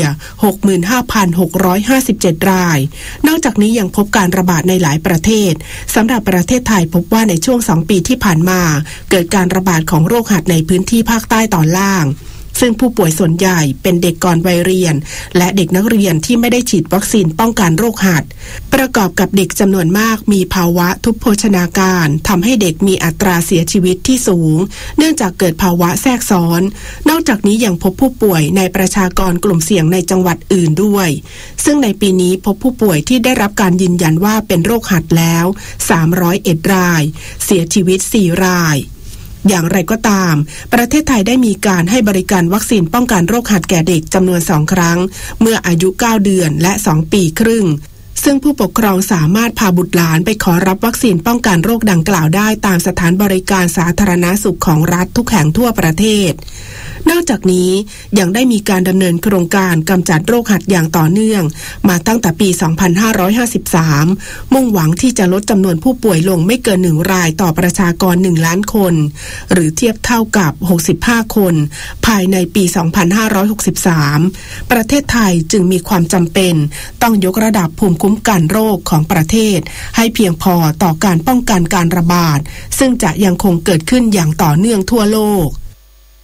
ต่อจากนี้ไปขอเชิญรับฟังไทยคู่ฟ้าครับรัฐบาลเห็นชอบให้ดำเนินโครงการศูนย์การเรียนสำหรับเด็กในโรงพยาบาลต่อเนื่อง5ปีตั้งแต่ปี 2562 ถึง 2566 โดยมีเป้าหมายให้เด็กที่มีความบกพร่องทางสุขภาพในวัยเรียนได้รับบริการจากศูนย์การเรียนจำนวนไม่ต่ำกว่า 50,000 คนต่อปีโดยจะจัดตั้งศูนย์การเรียนดังกล่าวให้ครบทุกจังหวัดจำนวน99แห่งและมีครูผู้สอน297คนรวมทั้งจัดหาวัสดุสื่ออุปกรณ์ให้เพียงพอและมีประสิทธิภาพโดยที่ผ่านมามีเด็กเจ็บป่วยเรื้อรังได้รับโอกาสทางการศึกษาเฉลี่ยปีละ 37,000 คนและกลับเข้าเรียนในระบบได้ถึง77.6%สร้างกำลังใจในการศึกษาเล่าเรียนมีสุขภาพกายและสุขภาพจิตที่ดีเด็กๆสามารถดำรงชีวิตอยู่ในสังคมได้อย่างมีความสุขครับร่วมเดินหน้าประเทศไทยกับสำนักโฆษกสำนักเลขาธิการนายกรัฐมนตรี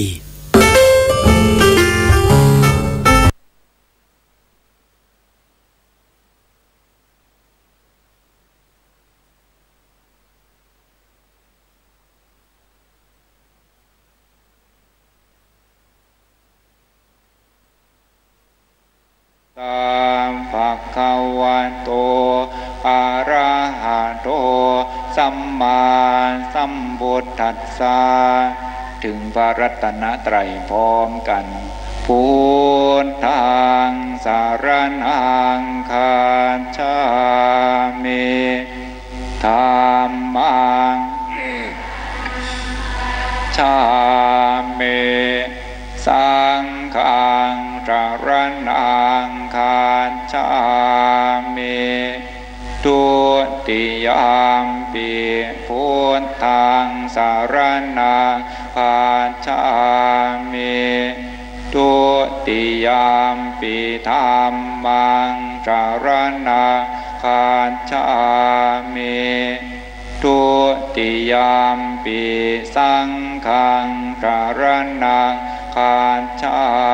มิตติยมปิพุทธังสรณังคัจฉามิตติยมปิธัมมังสรณังคัจฉามิตติยมปิสังฆังสรณังคัจฉามิต่อไปกล่าวคำสมทานองค์8ประการพร้อมกันทุกคนทุกท่านเจ้าค่ะ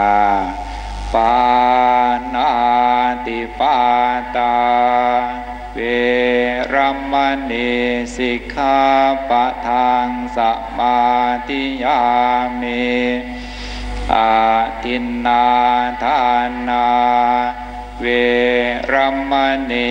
สิกขาปะทังสมาอาพรหมจริยา เวรัมมณีสิกขาปะทังสมาธิยามิมุสาวาทาเวรัมมณีสิกขาปะทังสมาธิยามิสุราเมรยะมัจจปัมมาทัฏฐานาเวรัมมณีสิกขาปะมาติยามิวิการะโภชนาเวรัมมณีสิกขาปะทังสมาธิยามินาจคิตวาทิตาวิสุกทัสสนะมาราคันทวิเรปนะธารณะมันดานาวิปุตรนาธานาเวระมณีสัมมาทิยามิอุจจาสยนะมหาสยนาเวรัมมณีสิกขาปะทังสมาธิยามิฝ่าพร้อมกันอิมานิอัตถสิกขาปะทานิสมาธิยามิทุติยัมปิอิมานิอัตถอานิสมาธิยามิ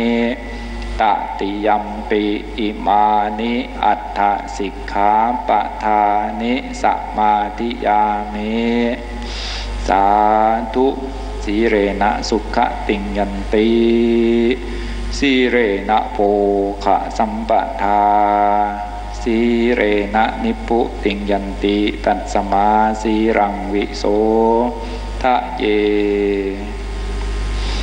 นั่งตัวตรงสูดลมหายใจยาวๆลึกๆนั่งตัวตรงๆสูดลมหายใจยาวๆลึกๆเมื่อนี้ได้มาป่าหลบศีลป่าหลบฟังธรรมน้ำเพลินธรรมะสัญจรของดีๆทีวีเพิ่นป่าหลบศีลเมื่อ1-2 มื้อก็ดีได้ฟังธรรมก่อนเฮาสิได้แผ่เมตตาสิ่งที่กล่าวไปเป็นการน้อมเอาองค์8ประการมาประดับมาคิดมาไว้ในใจบวกกับการฟังธรรมเพื่อจะจิตใจเป็นมีหม่องห้องหับอุปมาคือไก่ไข่ไม่ใช่การที่เฮาสมาทานศีลไปลึกนึกถึงสิ่งที่ทำคำที่เว้าบ่ให้ออกไปนอกกรอบของศีลอุปมาคือจังแม่ไก่กันว่าหาหยุกหาหยักใหญ่หาสิ่งต่างๆมาห้องหั่งเจ้าของเพื่อสิเป็นการเวลาตุ่มเวลากกให้มันรับความอบอุ่นอุณหภูมิที่พอควรพร้อมที่สิฟังสิบ่ลูกน้อยเจ้าของเฮาก็เอาองค์ศีลนี่ล่ะสำรวมในสิ่งที่ขยับกายการเบาการว่าจาออกจากองค์ศีลบ่พร้อมทั้งการฟังธรรมไปนำสุดสูสังละพะเตปัญญังการได้ฟังได้คิดตามได้เข้าใจตามกำลังสติปัญญาของตนเองอนุโมทนานำกับญาติโยมผู้มาแต่เช้าแต่บ่ายแต่เที่ยงหรือตอนเย็นเมื่อนี้เฮาได้มารวมกันสรรเสริญคุณของพระรัตนตรัย แล้วก็ได้สวดมนต์บางบทก่อนสีแผ่เมตตากับเหตุจิตใจของเจ้าของให้อยู่ในสิ่งที่เขาใส่ภาวนาใส่บริกรรมจักวางจักข้าวสิได้แผ่เมตตาเดี๋ยวสิได้ประกอบในกิจส่วนที่เป็นไปตามกำหนดการอีกเท่านึง ช่วงนี้ก็ได้สมาทานองค์8ประการไปแล้วก็สำรวมเหตุในจิตใจมันเกิดความบันเทิงร่าเริงอาจหาญเป็นว่าผู้ที่กล่าวสมาทานเอาองค์8ประการเนี่ยเปรียบเสมือนว่าเข้าพร้อมที่สู่กับความโลภความโกรธความหลงเป็นว่าทำจิตใจให้เหมือนพญาม้าอาชาในเป็นว่าม้าอาชาในเวลาลงสู่สงครามไม่เกรงกลัวต่อคมมีดคมหอกคมดาบเข้าคือกันได้ใหญ่ทำจิตใจให้ร่าเริงบันเทิงอาจหาญพร้อมที่จะสู้กับความอยากเจ้าของความโกรธเจ้าของเป็นมาโบยานฉะนั้นนอกจากได้สมาทานเราก็เอาไปตามรักษาตามกำลังสติปัญญาเจ้าของเพื่อให้เกิดเป็นความสงบของจิตของใจเมื่อจิตใจสงบบ่ไหลไปตามความโลภโกรธหลงแต่ก็จะได้เข้าใจเอาความสงบพิจารณาหลักธรรมให้ยิ่งขึ้นไปเอาต่อไปตั้งจิตอธิษฐานแผ่เมตตาพนมมือสวยๆสูบลมหายใจยาวๆลึกๆบุญที่เกิดขึ้นจากการไหว้พระสวดมนต์ตั้งจิตตั้งใจแผ่ไปให้แก่สรรพสัตว์ทั้งหลายผู้บ่มีโอกาสได้มาประพฤติปฏิบัติคือเฮาอะหังสุขินิตตุโกโหมิอะเบโรโหมิอัปปยาปัจโจโหมิอะนิโคโหมิปัตตานังปริหารามิสัพเพสัตตาสัตว์ทั้งหลายที่เป็นเพื่อนทุกข์เกิดแก่เจ็บตายด้วยกันทั้งหมดทั้งสิ้นอเวราจงเป็นสุขเป็นสุขเถิดอย่าได้มีเวรแก่กันและกันเลยอัปปยาปัชชาจงเป็นสุขเป็นสุขเถิดอย่าได้เบียดเบียนซึ่งกันและกันเลยข้า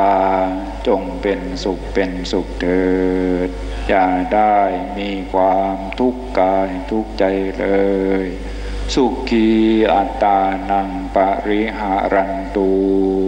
จงมีความสุขกายสุขใจรักษา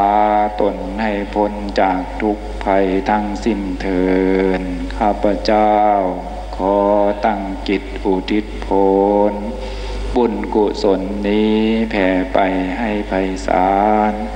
ถึงคุณพ่อคุณแม่คุณครูอุปัชฌาย์และอาจารย์ทั้งลูกหลานญาติมิตรสนิทกัน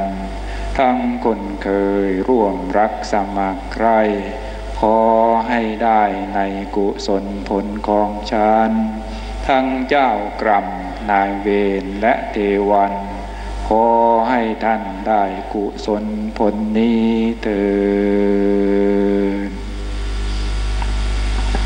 คุกเข่ากราบพระพร้อมกัน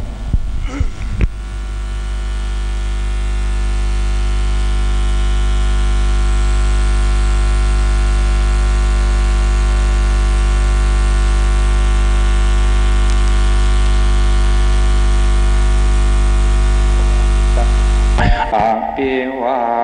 เทมิพุทโธเมนาโถพระพุทธเจ้าเป็นที่พึ่งของเราสวากขาโตภควตาธัมโมธัมมังนามัสสามิธัมโมเมนาโถพระธรรมเจ้าเป็นที่พึ่งของเราสุปฏิปันโนภควโตสาวกสังโฆสังฆังนามามิ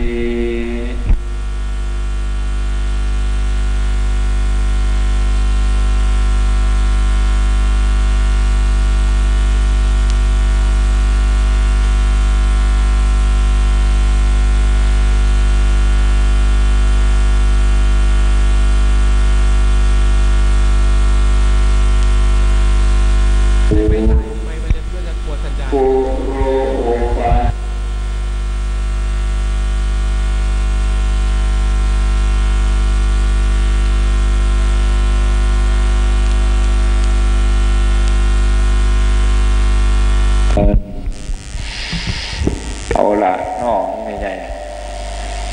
วันนี้ถือว่าห้องได้ทำวัดพร้อมกัน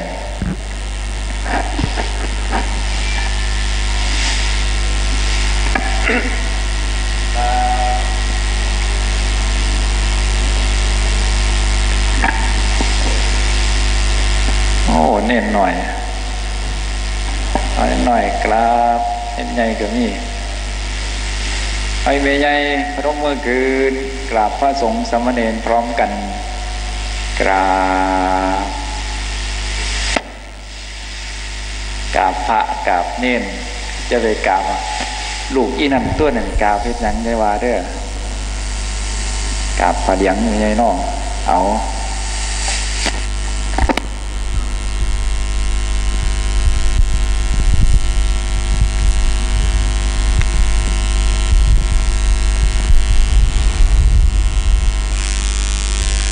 การทำวัดสวดมนต์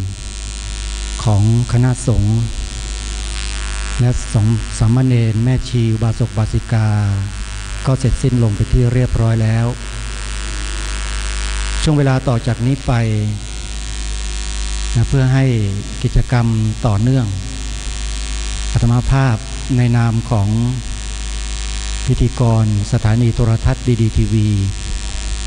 ขอทำหน้าที่เป็นพิธีกรรายการตระเวนคนตระเวนธรรมสัญจรซึ่งโดยปกติแล้วรายการนี้จะออกอากาศเวลาประมาณ 19 นาฬิกายกเว้นวันศุกร์จะออกเวลา 18 นาฬิกา 45 นาทีวันนี้เลยเวลามาพอสมควรแต่ก็ไม่มากมายนักสำหรับในช่วงนี้นะฮะจะนำพาญาติโยมสาธุชนทั้งที่อยู่ทางบ้านพระเถรานุเถระที่เคารพที่กำลังติดตามรับชมอยู่ตามวัดวาอารามต่างๆทั่วราชอาณาจักรแล้วก็ทั่วโลกได้มาติดตามรับชมและรับฟังเนื้อหาสาระของรายการตระเวนคนตระเวนธรรมสัญจรในเบื้องต้นคือซึ่งวันนี้นะผู้ที่เป็นหัวเรี่ยวหัวแรงสำคัญของสถานีโทรทัศน์ดีทีวีท่านจะมาพบปะกับท่านผู้ชมท่านผู้ฟังทั้งที่อยู่ทางบ้านและก็อยู่หน้าที่ลานธรรมแห่งนี้คือที่วัดดอนทองวรารามตำบลพลงามอำเภอกำมะลาไสยจังหวัดกาฬสินธุ์เพื่อนมานำสิ่งที่เป็นสาระเป็นประโยชน์และมาแนะนำในเบื้องต้นให้กับญาติโยมได้รู้จัก กับสถานีโทรทัศน์ดีดีทีวีและท่านที่จะมาปรารภมาพูดเรื่องสถานีโทรทัศน์ดีดีทีวีได้ดีที่สุดก็คงจะไม่เกินท่านนี้ท่านผู้อำนวยการสถานีโทรทัศน์ดีดีทีวีดร.พระมหาปราโมทย์ปโมทโยญาติโยมสาธุชนนมัสการต้อนรับสาธุท่านดังๆโยมนมัสการครับครับครับท่านผอ.ครับครับขอนอบน้อมพระรัตนตรัยผู้ทรงคุณอันอุดมขอถวายความเคารพท่ามกลางคณะสงฆ์ลานปฏิบัติธรรมของวัดดอนทองวรารามซึ่งมีท่านอาจารย์พระมหาด็อกเตอร์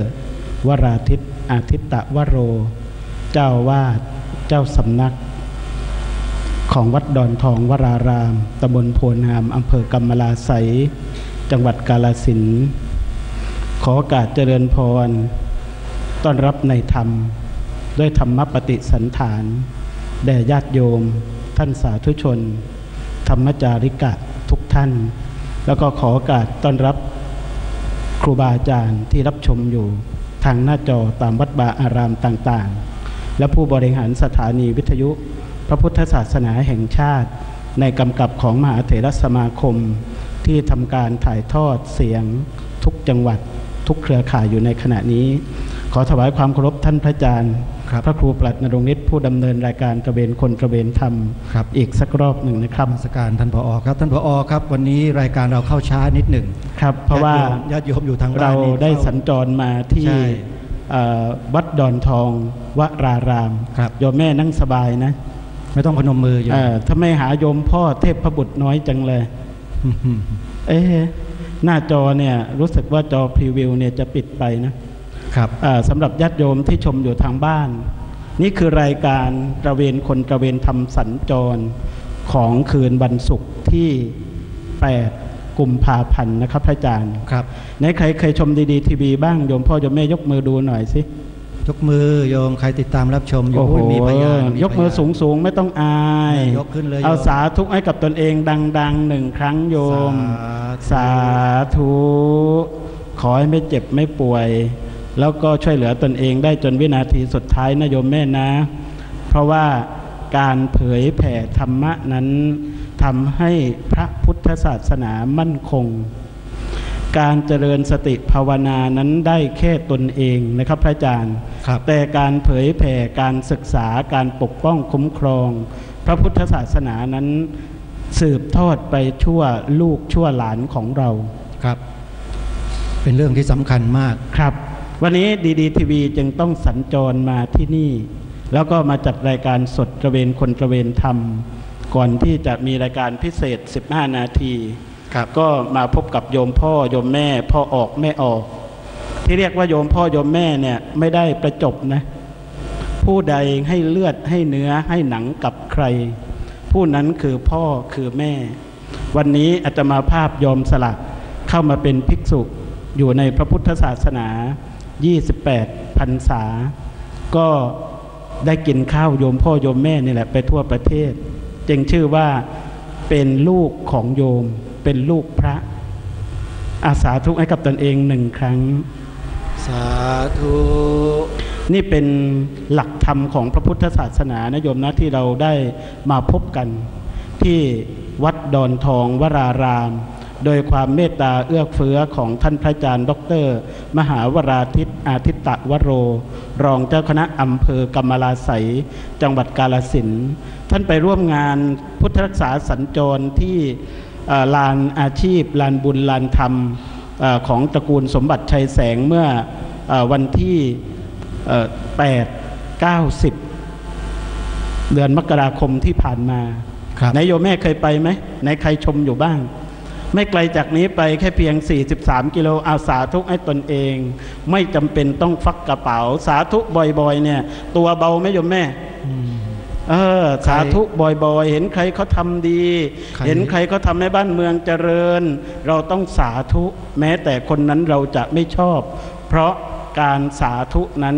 หลวงพ่อพระพรหมเวทีเจ้าคณะภาค15วัดพระปฐมเจดีย์เนี่ยประเรียนธรรม9 ประโยคบอกว่าสาธุเนี่ยแปลว่าดีแล้วถูกต้องแล้ว ชอบแล้ว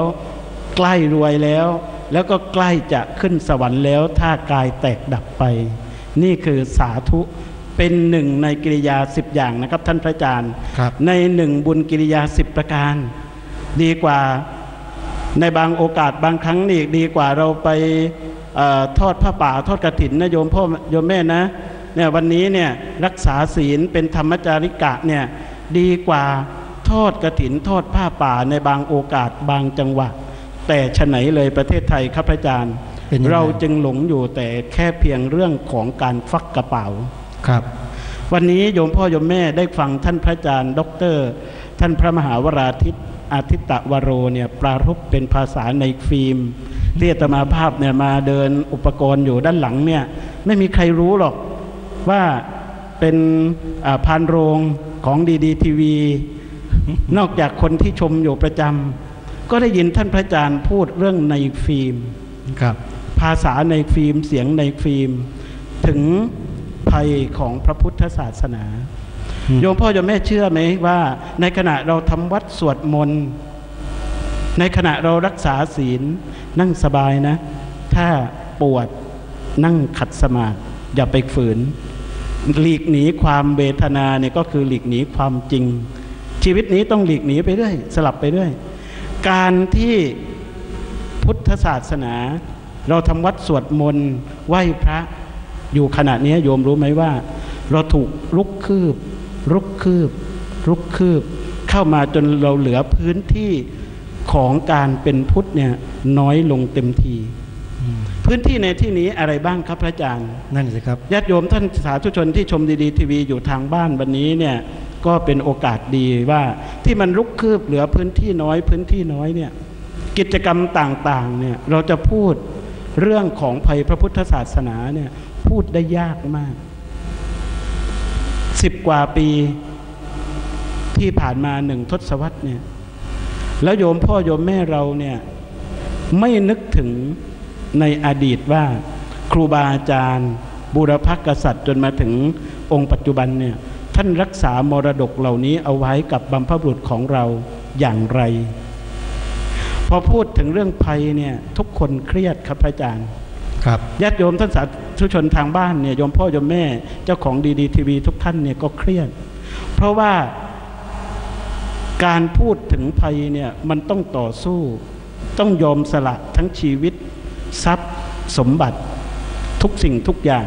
เพื่อรักษาความดีนี้เอาไว้เหมือนกับสัตบุตรพุทธบริษัทในอดีตเพราะฉะนั้นกำลังใจที่จะเกิดขึ้นได้เนี่ยโยมพ่อโยมแม่รู้ไหมว่าเราจะรักษาเอาไว้ได้อย่างไรในขณะที่โยมพ่อโยมแม่รักษาศีลธรรมจาริกะรับศีล8จากคณะสงฆ์จากพระคุณเจ้าเนี่ยเราถูกรวบรัดเราเข้ามาเรื่อยด้วยอะไรง่ายๆเลยโยมพ่อโยมแม่ที่เห็นทุกวันนี้เนี่ย1ศักดิ์ศรีของชาวพุทธโดยเฉพาะในจังหวัดภาคอีสานเนี่ยยังไม่เห็นชัดถ้าโยมพ่อโยมแม่ไปตามจังหวัดภาคใต้จนมาถึงจังหวัดประจวบคีรีขันธ์เนี่ยจะเห็นมากถ้าโยมพ่อโยมแม่ติดตามข่าวเนี่ยจะเห็นชีวิตเรานี่มีภัยไหมโยมพ่อโยมแม่มีภัยไหมโยมแม่มีศาลาหลังนี้มีภัยไหมภัยของศาลาก็คือความเสื่อมความเก่าแล้วก็ในที่สุดคือความสลายถามว่าความเสื่อมความเก่าความสลายนั้นเนี่ยเกิดจากอะไร1เกิดจากวันเวลาที่สะสมไป2เกิดจากตัวของมันเอง3เกิดจากสิ่งภายนอกมาปลุกเร้าต้นไม้นะโยมแม่ดูง่ายๆเลยต้นไม้เนี่ย1เกิดจากวันเวลา2เกิดจากมารที่มาทำให้เกิดคือศัตรูพืชเป็นหนอนเป็นวัวเป็นควายเป็นโคเป็นกระบือพุทธศาสนาเราเนี่ยก็มีภัยถ้าไม่มีภัยเนี่ยทำไมเราต้องสูญเสียดินแดนของเรามาจากประเทศอินเดียที่พุทธภูมิเมื่อ 2,000 กว่าปี แล้วเรื่อยเปื่อยมาจนถึงบูโรพุทโธอินโดนีเซียมีซากของบูโรพุทโธยิ่งใหญ่วิสาขบูชาปีนี้เนี่ยทางรัฐบาลของอินโดนีเซียจะเชิญดีทีวีไปถ่ายทอดสดในงานวิสาขาอีกเห็นไหมงานวิสาขบูชาอีกนั่นเหลือซากตรงนั้นแสดงว่าเป็นดินแดนของพระพุทธศาสนาตอนนี้มาจนถึงบ้านเมืองของเรามาถึงใจกลางอะไรคือสิ่งที่ทำให้เราทำวัดสวดมนต์รักษาศีลทอดกฐินทอดผ้าป่าอย่างนี้แต่ว่าชาวพุทธลดลงทุกวันทุกวันเด็กที่เป็นลูกหลานของเราลุกขึ้นมาชี้หน้าว่าไปทำไมวัดยายไปทำไมพ่อใหญ่แม่ใหญ่วัดไม่เห็นมีอะไรเลยนี่คือภัยที่เกิดจากสิ่งร้าวมาจากข้างนอกโดยใครวันพรุ่งนี้กับค่ำคืนของพรุ่งนี้เนี่ยโยมพ่อโยมแม่สอดแจ้งเริ่มตั้งแต่บ่ายโมงเป็นต้นไปญาติโยมท่านสาธุชนที่รับชมอยู่ทางบ้านหน้าจออย่ากระพริบมีหลากหลายอย่างเช่นผู้ช่วยศาสตราจารย์ขออภัยศาสตราจารย์พิเศษร้อยโทดร.บรรจบบรรณรุจิประเรียนธรรม9 ประโยคกรุงรัตนโกสินทร์นาคหลวงตอนนี้เดินทางมาถึงแล้วท่านหม่อมหลวงกาญตพงศ์วรวุฒิเป็นประธานราชสกุลก็เดินทางมาถึงในการให้ความรู้กับโยมพ่อโยมแม่และญาติโยมท่านสาธุชนเราชาวพุทธเนี่ยองค์สมเด็จพระสัมมาสัมพุทธเจ้าเนี่ยสอนให้เชื่อกรรมโยมพ่อโยมแม่เชื่อกรรมกรรมเนี่ยคืออะไรเรารู้จักง่ายๆว่ากรรมเนี่ยคือการกระทำจริงไหมการกระทำเนี่ยมันฟังดูเหมือนหญ้าปากคอกที่วัวควายเดินข้ามทุกวันเหยียบย่ำไปแต่วัวควายเหล่านั้นทอดทิ้งหญ้าที่เจริญงอกงามและมีประโยชน์ที่ปากคอกของตนเองวันนี้ชาวพุทธกำลังตกอยู่กับเรื่องของเทคโนโลยีเรื่องของลูกหลานต้องร่ำเรียนศึกษาให้ได้เป็นใหญ่เป็นโตแต่ในที่สุดเราสูญเสียสิ่งดีๆที่บรรพบุรุษของเราเริ่มตั้งแต่บูรพกษัตริย์ทรงกอบกู้ยกถวายแผ่นดินเป็นพุทธบูชาเราสูญเสียมาตลอดเพราะมีอะไรทำให้เราสูญเสียเพราะฉะนั้นวันนี้คำว่าพุทธรักษาสัญจรเนี่ยคำว่าพุทธรักษาเนี่ยโยมพ่อโยมแม่มีความหมายได้2 ในนะครับพระอาจารย์ยังไงครับในแรกเนี่ยที่เรามีประเทศชาติมาจนถึงปัจจุบันนี้มั่นคง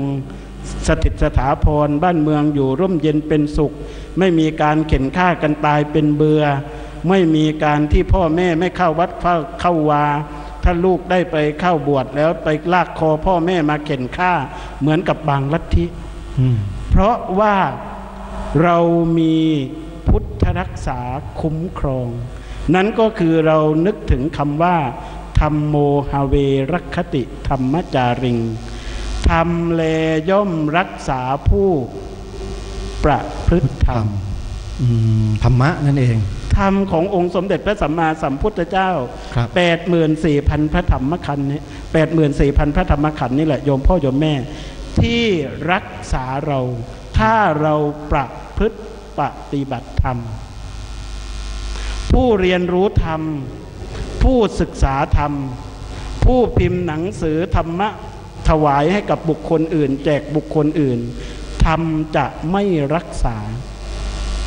อุปมาอุปไมยเหมือนกับโยมพ่อโยมแม่ปลูกข้าวหอมมะลิชั้นดีแต่โยมพ่อโยมแม่ไม่ได้บริโภคใส่ปากหุงเข้าไปข้าวหอมมะลิชั้นดีนั้นไม่ได้เกิดเป็นเลือดเป็นเนื้อเป็นหนังอยู่ในตนเองเลยคำว่าธัมโมหเวรัคคติธรรมจาริงดีทีวีแปลงมาว่าพุทธรักษาเนี่ยธรรมแลย่อมรักษาผู้ประพฤติธรรมธรรมจะรักษาผู้ประพฤติธรรมเท่านั้น ปรริยนธรรม9 ประโยค3 ประโยค5 ประโยคเหมือนอาตมาอย่างเนี้ยถ้าไม่ประพฤติเนี่ยธรรมจะไม่รักษาธรรมจะรักษาผู้ประพฤติปฏิบัติธรรมเท่านั้น1ตั้งแต่เริ่มศีล5ไม่เบียดเบียนเข็นฆ่าชีวิตผู้ใดไม่ว่าด้วยเหตุกรณีใดๆไม่ทำตามตนเองไม่ทำตามพระพุทธเจ้าจะไปเข็นฆ่าชีวิตอื่นก็ถือว่าบาปหมดนี่คือเริ่มตั้งแต่การประพฤติปฏิบัติแล้วจึงทำให้รักษาเราในยะที่1โยมพ่อโยมแม่ในยะที่2ประเทศไทยอยู่ได้มาจนถึงทุกวันนี้เนี่ยเพราะอะไรครับพระอาจารย์เพราะพุทธรักษาบูรพกษัตริย์ทุกพระองค์กี่ราชวงศ์ในประเทศไทยตั้งแต่สมัยพ่อขุนรามคำแหงมาจนถึงราชวงศ์จักรีสมเด็จพระเจ้าอยู่หัวของเราต้องเป็นพุทธมามกะพวกเราส่วนใหญ่ 94% เป็นพุทธมามกะเป็นชาวพุทธถ้าโยมพ่อโยมแม่ดูข่าวต่างประเทศตอนนี้ทีวีเนี่ยมันดีทีวีเนี่ยไปทั่วโลกที่ดาวเทียม3 ดวง177 ประเทศโยมพ่อโยมแม่ลองเลื่อนไปช่องหลังจาก36บ้างนะช่องหลัง36นี่เพราะอะไรเพราะตั้งแต่ปี 2557 เนี่ยช่องหมายเลข1จนถึง36เนี่ยอยู่ภายใต้กำกับของรัฐบาลนี้มายังไงเนี่ยไม่ต้องพูดถึงเรื่องใดที่เสนอผิดถูกยังไงเนี่ยต้องปกปิดไว้ก่อนแต่ถ้าโยมพ่อโยมแม่กดดูข่าวต้นชั่วโมงตั้งแต่ช่อง37 38 39เป็นต้นไปเนี่ยจะเห็นว่าทำไมครูบาอาจารย์บูรพกษัตริย์สัตบุรุษของเราองค์สมเด็จพระสัมมาสัมพุทธเจ้าจึงให้เราอธิษฐานหลังจากทำวัดสวดมนต์ทำความดีต่างๆว่าขอให้ข้าพเจ้าพ้นจากความทุกข์ขอให้ข้าพเจ้าพ้นมีแต่ความสุขขอให้ข้าพเจ้าอย่าได้มีเวรมีภัยขอให้ข้าพเจ้าเจอคนดีเจอนักปราชญ์เจอบัณฑิตเจอคนที่นำพาชีวิตของข้าพเจ้าและครอบครัวให้เจริญรุ่งเรืองและสุดท้ายเนี่ยเกิดพบ1ชาติใดถ้าได้กลับมาเกิดอีกอย่าให้ได้พบได้เกิดในแผ่นดินของพระพุทธศาสนาตัวนี้แหละสำคัญมากโยมพ่อโยมแม่ที่ว่าทำไมต้องมาเกิดในแผ่นดินของพระพุทธศาสนาเพราะแผ่นดินของพุทธเนี่ยโยมพ่อโยมแม่ไม่มีการเบียดเบียนเข็นฆ่าทำลายซึ่งกันและกันล้วนแต่งให้ความปลอดภัยโดยเฉพาะในข่าวต่างประเทศที่เราเห็นตูนิเซียรัสเซียเปอร์เซียไซบีเรียซีเรียแล้วก็อะไรเรียทั้งหลายในทวีปยุโรปตะวันออกกลางเห็นไหมนั่นเพราะเขาเหล่านั้นไม่ได้เกิดในแผ่นดินของพระพุทธศาสนาเกิดในแผ่นดินของลัทธิอื่นจึงมีการตายกันเป็นเบื่อวันนี้โยมพ่อโยมแม่ควรภาคภูมิใจนะว่าเราได้เกิดในแผ่นดินของพระพุทธศาสนาได้รักษาศีลได้ให้ทานลูกหลานอยู่อย่างร่มเย็นเป็นสุขไม่มีการกดขี่ข่มเหงทำลายไม่มีการแบ่งชนชั้นวรรณะอยู่กันเหมือนนิ้วมือกับดอกไม้ในแจกันเนี่ยดอกไม้ที่ในเนี่ยโยมแม่ไม่มาหลายดอกมาอยู่ในพระธรรมวินัยขององค์สมเด็จพระสัมมาสัมพุทธเจ้าเนี่ยสวยนี่คือมาจากแนวคิดของหลักพระพุทธศาสนาดอกไม้จึงใช้บูชาพระสงฆ์ใช้บูชาหนึ่งในของพระรัตนตรัยแต่วันนี้คำว่าพุทธรักษาครั้งที่24สัญจรมาที่นี่ท่านพระอาจารย์ครับจึงเปิดโอกาสให้โยมพ่อโยมแม่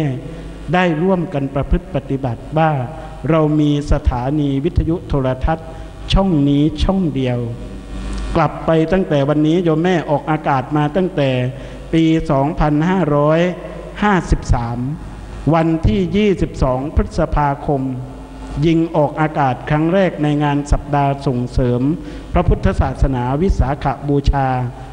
โลกที่โรงแรมปรินซ์เซสพาเลตแล้วพูดเรื่องอะไรกัน เราก็พูดเรื่องภัยครับพระอาจารย์วันนี้เราก็ยังพูดเรื่องภัยโยมพ่อโยมแม่รู้ไหมว่าตอนนั้นภัยยังไม่รุนแรงขนาดนี้วันพรุ่งนี้ทั้งวันเราจะได้เห็นว่าภัยที่เกิดขึ้นคืออะไรของพระพุทธศาสนาที่ร้ายแรงกว่าพระทุศีลที่ร้ายแรงกว่าพระมีสีกาที่ร้ายแรงกว่าพระช่อเงินวัดพระช่อเงินวัดพระมีสีกาไพ่แพ้แปลว่าไพ่แพ้อาบัติปาราชิกเนี่ยมันบาปแค่เพียงตัวเขานะโยมพ่อโยมแม่ตกนรกแค่เพียงตัวของเขานะไม่ได้ทำให้ประเทศชาตินี้ล่มจมเดือดร้อนวุ่นวายเหมือนจะลุกเป็นไฟแต่วันนี้ชาวพุทธส่วนใหญ่เข้าใจว่าทำไมพระทุศีลทำไมพระช่อโกงเงินวัดเนี่ยจึงเป็นภัยร้ายยิ่งกว่าใช้อำนาจของรัฐเข้าไปจัดการกับวัดต่างๆเหมือนกับวัดเหล่านั้นฆ่าคนตายเหมือนกับ3จังหวัดชายแดนภาคใต้กลับตรงกันข้ามไม่ประพฤติปฏิบัติกับโจรผู้ก่อการร้ายเหล่านั้นที่เข็นฆ่าชีวิตของบุคคลอื่นวันนี้นารีขี่ม้าขาวได้เกิดขึ้นแล้วเอาเลยโยมแม่รู้หรือยังนารีขี่ม้าขาวเกิดขึ้นแล้วประเทศไทยมีพระสยามเทวาธิราชประเทศไทยมีพระแก้วมรกตที่ศักดิ์สิทธิ์ประเทศไทยเป็นดินแดนของพระพุทธศาสนาที่บริสุทธิ์คือวัด 40,000 กว่าวัดที่องค์บูรพกษัตริย์และสมเด็จพระเจ้าอยู่หัวองค์ปัจจุบันได้พระราชทานพื้นที่บริสุทธิ์นั้นให้เป็นขอบขันธสีมาในการทำสังฆกรรมใครที่คิดเบียดเบียนพระพุทธศาสนาคิดเบียดเบียนชาวพุทธเนี่ยก็จะต้องได้รับกรรมนั้นเพราะอาตมาจึงเริ่มต้นพูดว่าโยมพ่อโยมแม่เชื่อเรื่องกรรมไหมง่ายๆทำไมจึงบอกโยมพ่อโยมแม่ว่าเป็นพ่อออกแม่ออกจากอะไรทำไมจึงเรียกว่าพ่อออกแม่ออกรู้ไหมว่าตัวเองคนอีสานนี่ทำไมจึงเรียกกันว่าพ่อออกแม่ออกจากอะไรโยมพ่อโยมแม่ออกจากทุกข์ใช่ไหมพ่อออกแม่ออกเนี่ยก็คืออายุมากทุกคนต้องกระเสือกกระสนดิ้นรนเพื่อที่จะออกจากทุกข์นั่นเองให้เจอแต่ความสุขนี่คือนัยยะของหลักพุทธธรรมเพราะฉะนั้นวันนี้เนี่ยอาตมาภาพมาพบกับโยมพ่อโยมแม่แล้วก็พร้อมด้วยท่านพระอาจารย์ผู้ดำเนินรายการของตระเวนคนตระเวนธรรมที่สตูดิโอดีทีวีเขตปทุมวันภายในวัดดวงแขเนี่ยเป็นประจำทุกวันจันทร์ถึงวันศุกร์ถ้าไม่ได้สัญจรมาข้างนอกก็อยากจะใช้โอกาสนี้ถ่ายทอดไปให้โยมเห็นว่าดีทีวีมีญาติโยมชมอยู่ทั่วโลกจริงๆที่สำนักพระราชวังเปิดให้ประชาชนร่วมลงนามถวายพระพรได้ทุกวันไม่เว้นวันหยุดราชการตั้งแต่เวลา 9 นาฬิกาถึงเวลา 16 นาฬิกา 30 นาที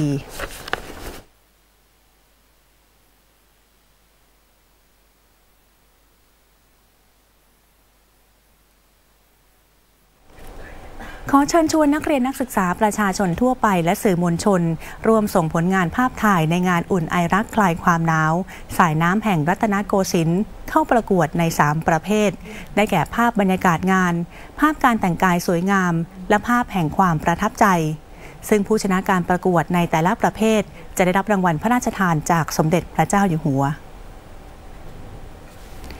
ตามที่สมเด็จพระเจ้าอยู่หัวพระราชทานพระราชานุญาตให้จัดงานฤดูหนาวชื่ออุ่นไอรักคลายความหนาวสายน้ำแห่งรัตนโกสินทร์ระหว่างวันที่ 9 ธันวาคม 2561 ถึงวันที่ 19 มกราคม 2562 ณ พระลานพระราชวังดุสิตและสนามเสือป่าเพื่อพระราชทานความสุขแก่ประชาชนภายใต้บรรยากาศย้อนยุคซึ่งผู้ที่ไปร่วมงานต่างสวมชุดไทยอย่างงดงามไปเที่ยวชมงานกันเป็นจำนวนมากนั้นตลอด 42 วันของการจัดงานเต็มไปด้วยภาพแห่งความสุขรอยยิ้มความสนุกสนานความรื่นเริงของผู้ไปร่วมงานภาพแห่งความประทับใจเหล่านั้นยังคงอยู่ในความทรงจำของประชาชนชาวไทยทุกคน จึงขอเชิญชวนนักเรียนนักศึกษาประชาชนทั่วไปและสื่อมวลชนร่วมส่งผลงานภาพถ่ายในงานอุ่นไอรักคลายความหนาวสายน้ำแห่งรัตนโกสินทร์เข้าประกวดโดยแบ่งเป็น3ประเภทได้แก่ 1. ภาพบรรยากาศงาน 2. ภาพการแต่งงานสวยงามและ 3. ภาพแห่งความประทับใจทั้งนี้ผู้ชนะการประกวดในแต่ละประเภทจะได้รับรางวัลพระราชทานได้แก่รางวัลชนะเลิศรางวัลรองชนะเลิศและรางวัลชมเชยผู้สนใจสามารถดูรายละเอียดและส่งภาพเข้าประกวดเป็นไฟล์ดิจิทัลได้ทางเว็บไซต์โฟโต้อุ่นไอรัก 2018.pralan.in.th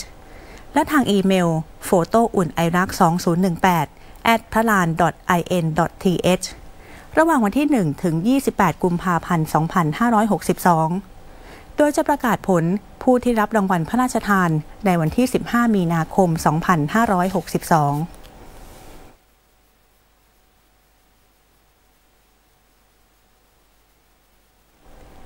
ประชาชนและสมาชิกจิตอาสาเราทำความดีด้วยหัวใจ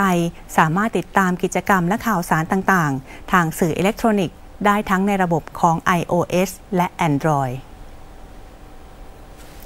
หน่วยราชการในพระองค์และศูนย์อำนวยการใหญ่จิตอาสาพระราชทานร่วมกับสำนักงานพัฒนารัฐบาลดิจิทัลองค์การมหาชนสำนักนายกรัฐมนตรีกรมการปกครองกระทรวงมหาดไทยและบริษัทกสท.โทรคมนาคมจำกัดมหาชนได้รับพระราชทานพระราชานุญาตให้จัดทำสื่ออิเล็กทรอนิกส์โครงการจิตอาสาพระราชทานตามแนวพระราชดำริเราทำความดีด้วยหัวใจในรูปแบบแอปพลิเคชันประชาชนจิตอาสาเพื่อเผยแพร่กิจกรรมข่าวสารการนัดรวมพลจิตอาสา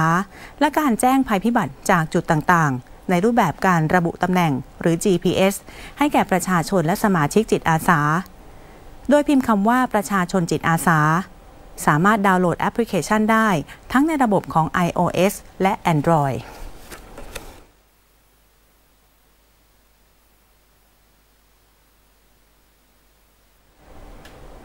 จบข่าวในพระราชสำนักประจำวันนี้แต่เพียงเท่านี้ดิฉันชลพร ณ พินทากรสวัสดีค่ะ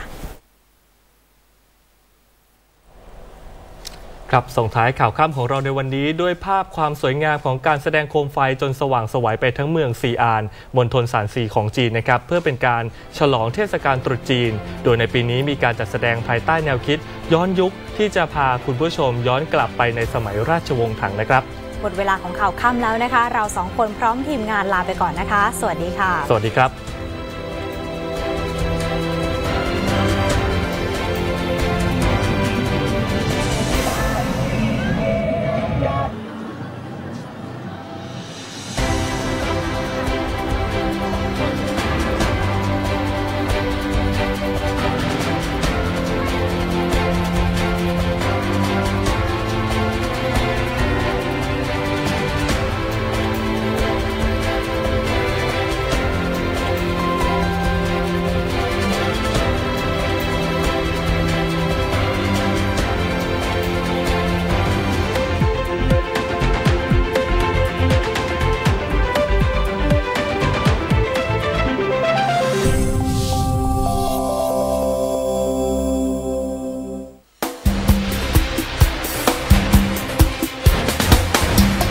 พร้อมแล้วสำหรับคนไทยหัวใจลูกทุ่งทั่วประเทศเพียงคุณมีเสียงดีอายุระหว่าง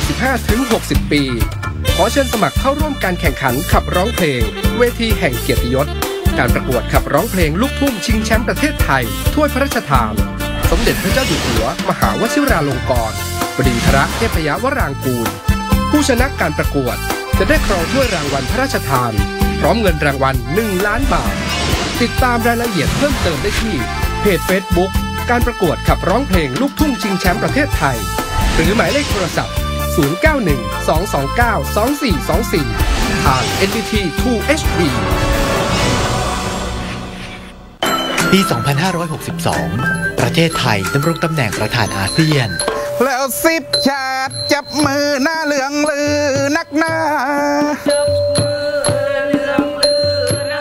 แล้วอาเซียนก้าวหน้ารวมประชาสากลให้ไทยเป็นเจ้าภาพเล่าพี่น้องแล้ว10 ชาติคงได้พ้นปี62รวมพลหน้าชาวชน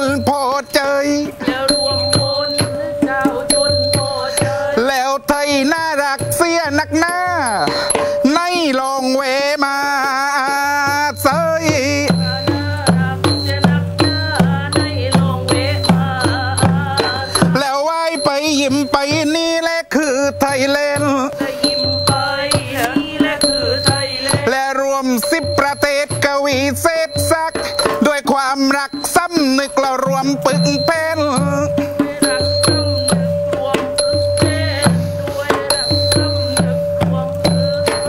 เชิญมารวมกิจหน้ามิตรต่างแดนสยามไทยแลนด์กาแฟโพเจย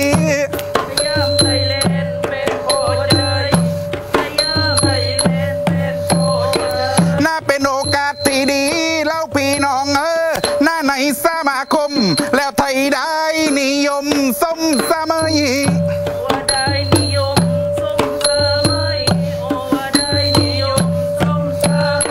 รวมกันเป็นเจ้าภาพนาญาติกับพี่น้องชาวไทยเปิดใจทุกผู้เราสู่สากลโอกาสของคนไทยในประชาคมอาเซียนร่วมกันเป็นเจ้าภาพที่ดีเพราะนี่คือประเทศไทย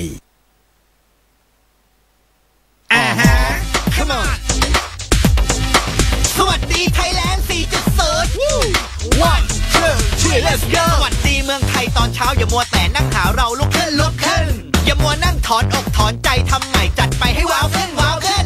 โลกเปลี่ยนแล้วก็ปรับให้มันทันคิดใหม่ทุกๆวันสร้างมันขึ้นเด็กอยากเท่อยากสวยอยากรวยไม่มีหมูในอวยก็ทำขึ้นตัวเราลูกเราหลานเราไม่น้อยหน้าใครเขาถ้าโลกเรากว้างขึ้นเว้ยลูกมะพร้าวที่เคยครอบครองไว้ลองยกมันออกไปสว่างขึ้นนะคนไทยเก่งมากมายขอแค่รวมเป้าหมายแข่งขึ้น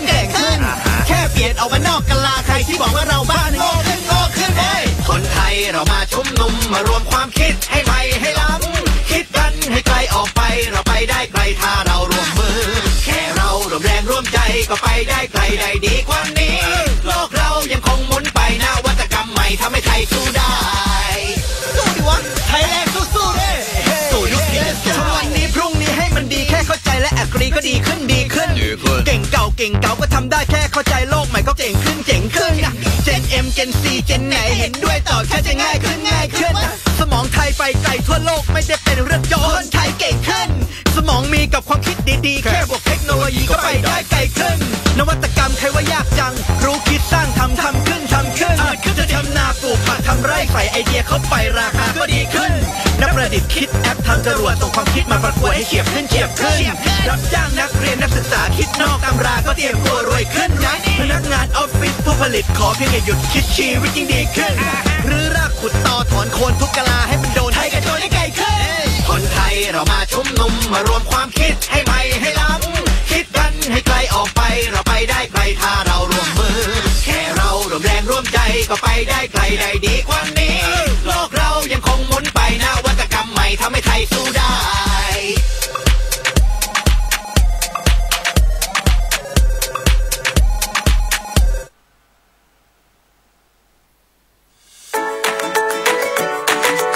การเลี้ยงลูกแบบเปิดกว้างคือการเปิดโอกาสให้ลูกได้ทำในสิ่งที่อยากทำค่ะอย่างน้องปีใหม่นะคะแอฟก็ให้อิสระกับเขาค่ะโดยเริ่มจากเรื่องง่ายๆเลยค่ะอย่างเช่นวันนี้เขาอยากใส่ชุดสีอะไรวันนี้อยากทำอะไรแล้วก็ให้เขากล้าที่จะเป็นตัวของตัวเองค่ะและแอฟมองว่าไม่ว่าจะเป็นเด็กหรือผู้ใหญ่ผู้หญิงหรือผู้ชายเรามีสิทธิ์ในการแสดงความคิดเห็นและได้รับการปฏิบัติอย่างเหมาะสมและเราก็มีส่วนร่วมในการขับเคลื่อนสังคมอย่างเท่าเทียมกันค่ะประชาคมอาเซียนให้ความสำคัญกับการส่งเสริมและคุ้มครองสิทธิเด็กและสตรีเช่นกันโดยการจัดตั้งคณะกรรมาธิการอาเซียน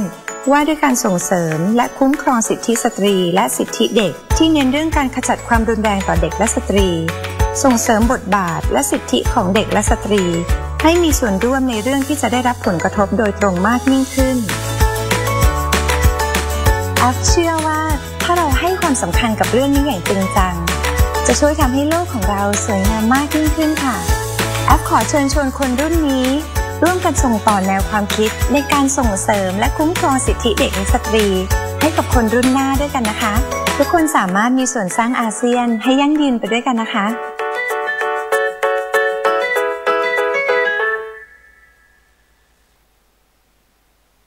1 วัน 1 ตำนานกับ2 สถาบันที่หลอมรวมเป็นหนึ่งตำนานที่ร่วมสืบสานกันมากกว่า70 ปี ฟุตบอลประเพณีธรรมศาสตร์จุฬาครั้งที่ 73 ณ สนามสุพัชลาไสย 9 กุมภาพันธ์ 62 เที่ยงครึ่งเป็นต้นไป ถ่ายทอดสดทาง MBT 2 HD 15-18 นาฬิกา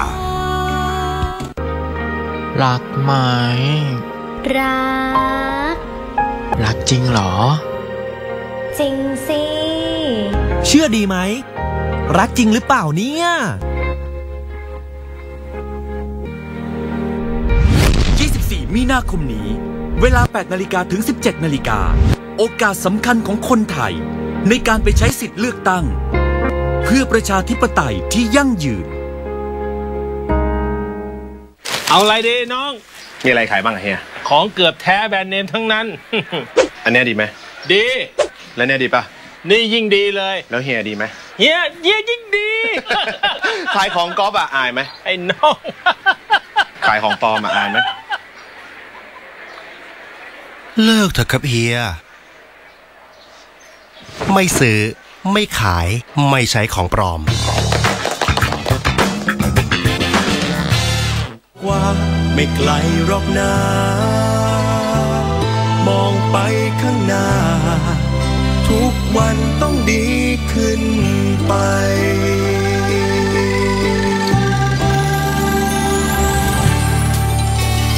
ขอฟ้าดินคุ้มแผ่นดินไทยขอให้คนร้ายพ่ายสักวันให้คนลบ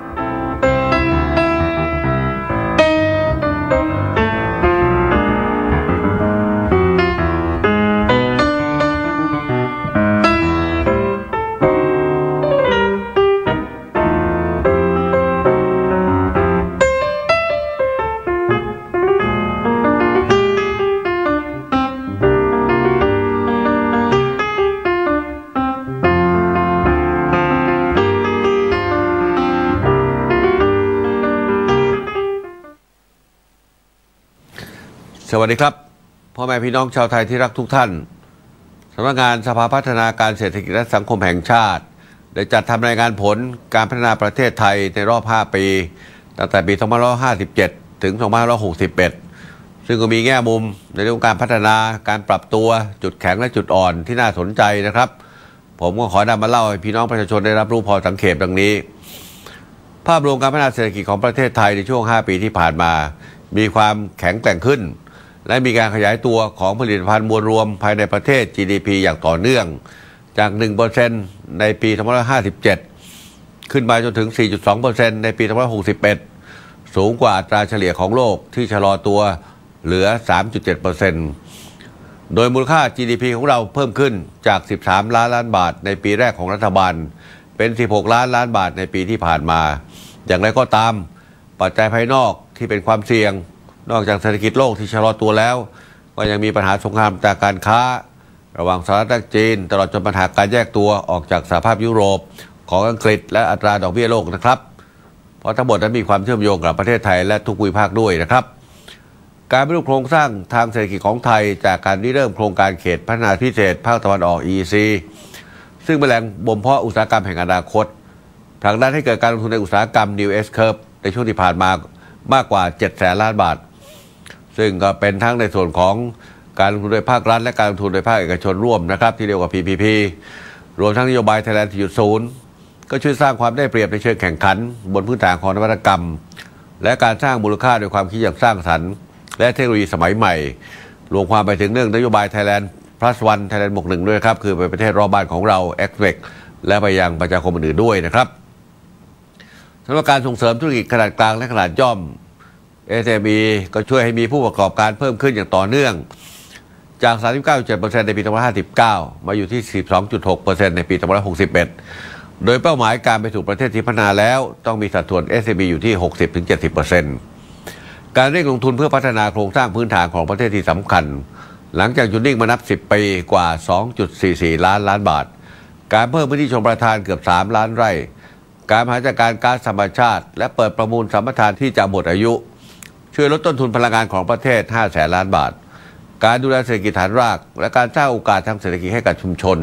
อาทิการทำเกษตรกรรมแปลงใหญ่เป็นครั้งแรกบนพื้นที่กว่า 5.4 ล้านไร่มีเกษตรกรเข้าร่วมกว่า 300,000 รายโครงการไทยนิยมยั่งยืนก็ลงไปทำตามความต้องการของประชาชน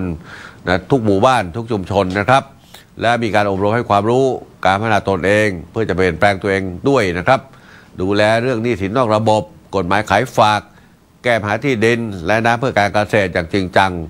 มีทั้งโครงการระยะสั้นระยะกลางและระยะยาวในทุกมิติรวมถึงเกษตรกรรมทุกชนิดด้วยนะครับที่เราดูแลแก้ปัญหาไปนะครับทั้งโดยทันทีระยะปานกลางแล้วก็สร้างความแข็งอย่างยั่งยืนด้วยนะครับทั้งพืชสัตว์น้ำประมงนะครับและปศุสัตว์ด้วยสำหรับการค้าขายปลีกเราก็คงต้องปรับตัวนะครับเรามีตลาดของเราอยู่แล้วคนที่มีได้น้อยซื้อปลีกได้เพราะว่าร้านค้าปลีกนั้นสามารถลดราคาได้การท่องเที่ยวของไทยก็ติดอันดับ1ของโลกและเป็นอันดับ4ของประเทศที่มีรายได้จากการท่องเที่ยวสูงที่สุดในโลกหากเทียบย้อนหลัง10 ปี2551 ถึง 2561ไทยมีนักท่องเที่ยวต่างชาติเพิ่มขึ้นอย่างมากจาก14 ล้านคนเป็น40 ล้านคนอย่างไรก็ตามเราจะต้องเฝ้าระวังผลกระทบด้านสิ่งแวดล้อมที่จะตามมาต้องมีการบริหารจัดการให้ดีเพราะมีคนไทยเรา70 ล้านคนและนักท่องเที่ยวต่างชาติอีก40 ล้านคนจะเข้ามาใช้ทรัพยากรธรรมชาติในบ้านของเราอีกด้วยนะครับอันนี้ก็ต้องดูแลนะครับเพราะเป็นการเพิ่มรายได้ประเทศของเราดูแลเรื่องขยะเรื่องความปลอดภัย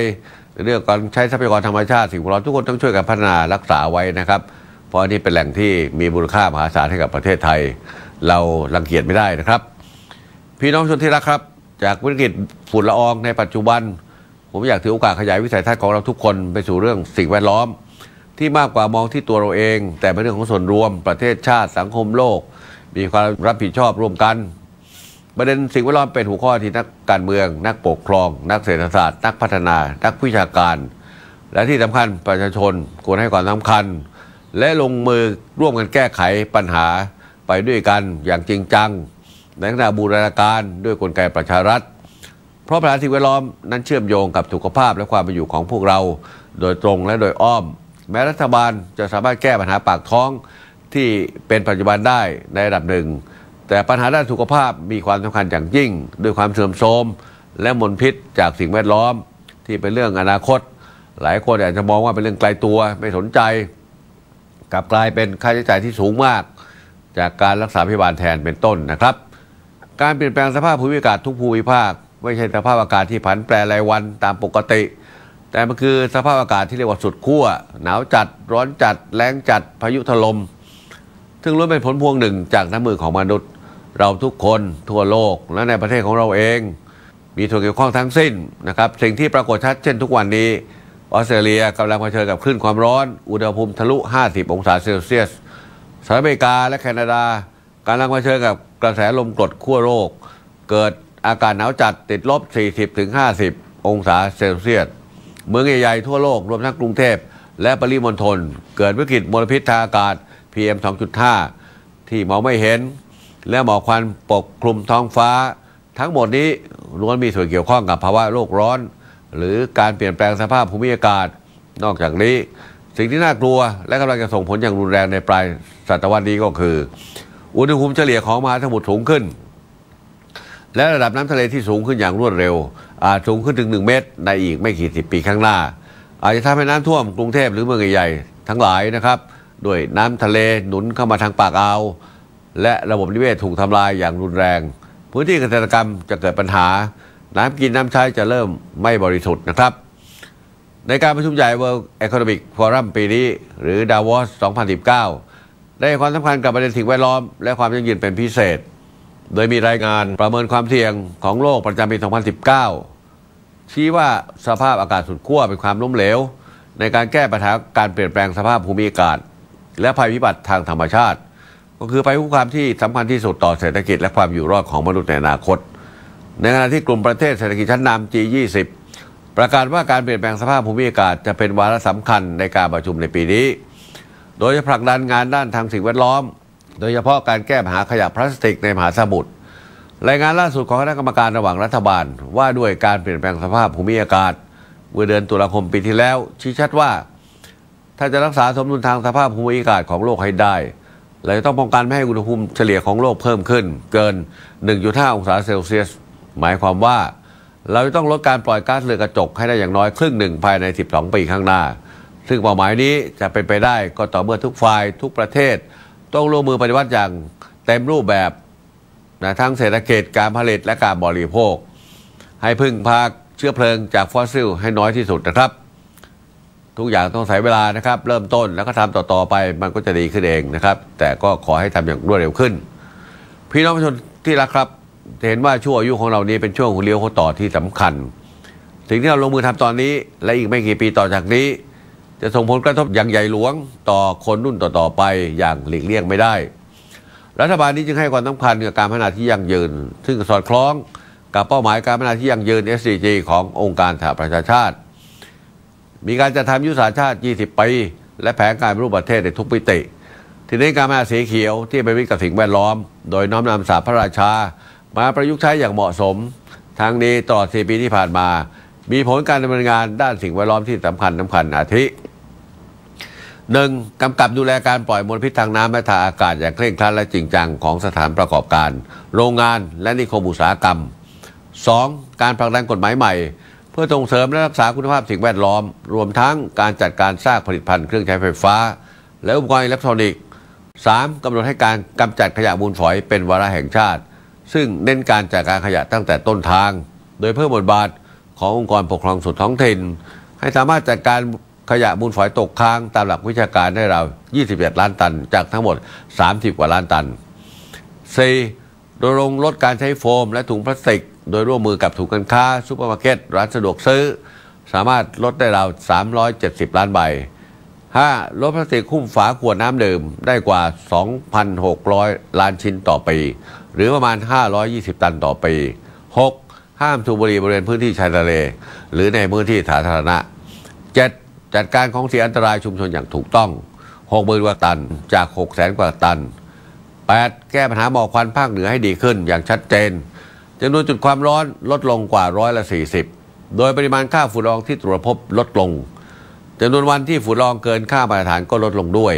อีกทั้งมีการขยายความร่วมมือกับ5ประเทศอนุภูมิภาคแม่โขง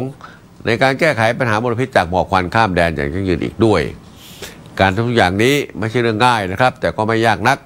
หากพวกเราทุกคนช่วยกันนะครับดีกว่ามาติติงโจมตีให้ร้ายซึ่งกันและกัน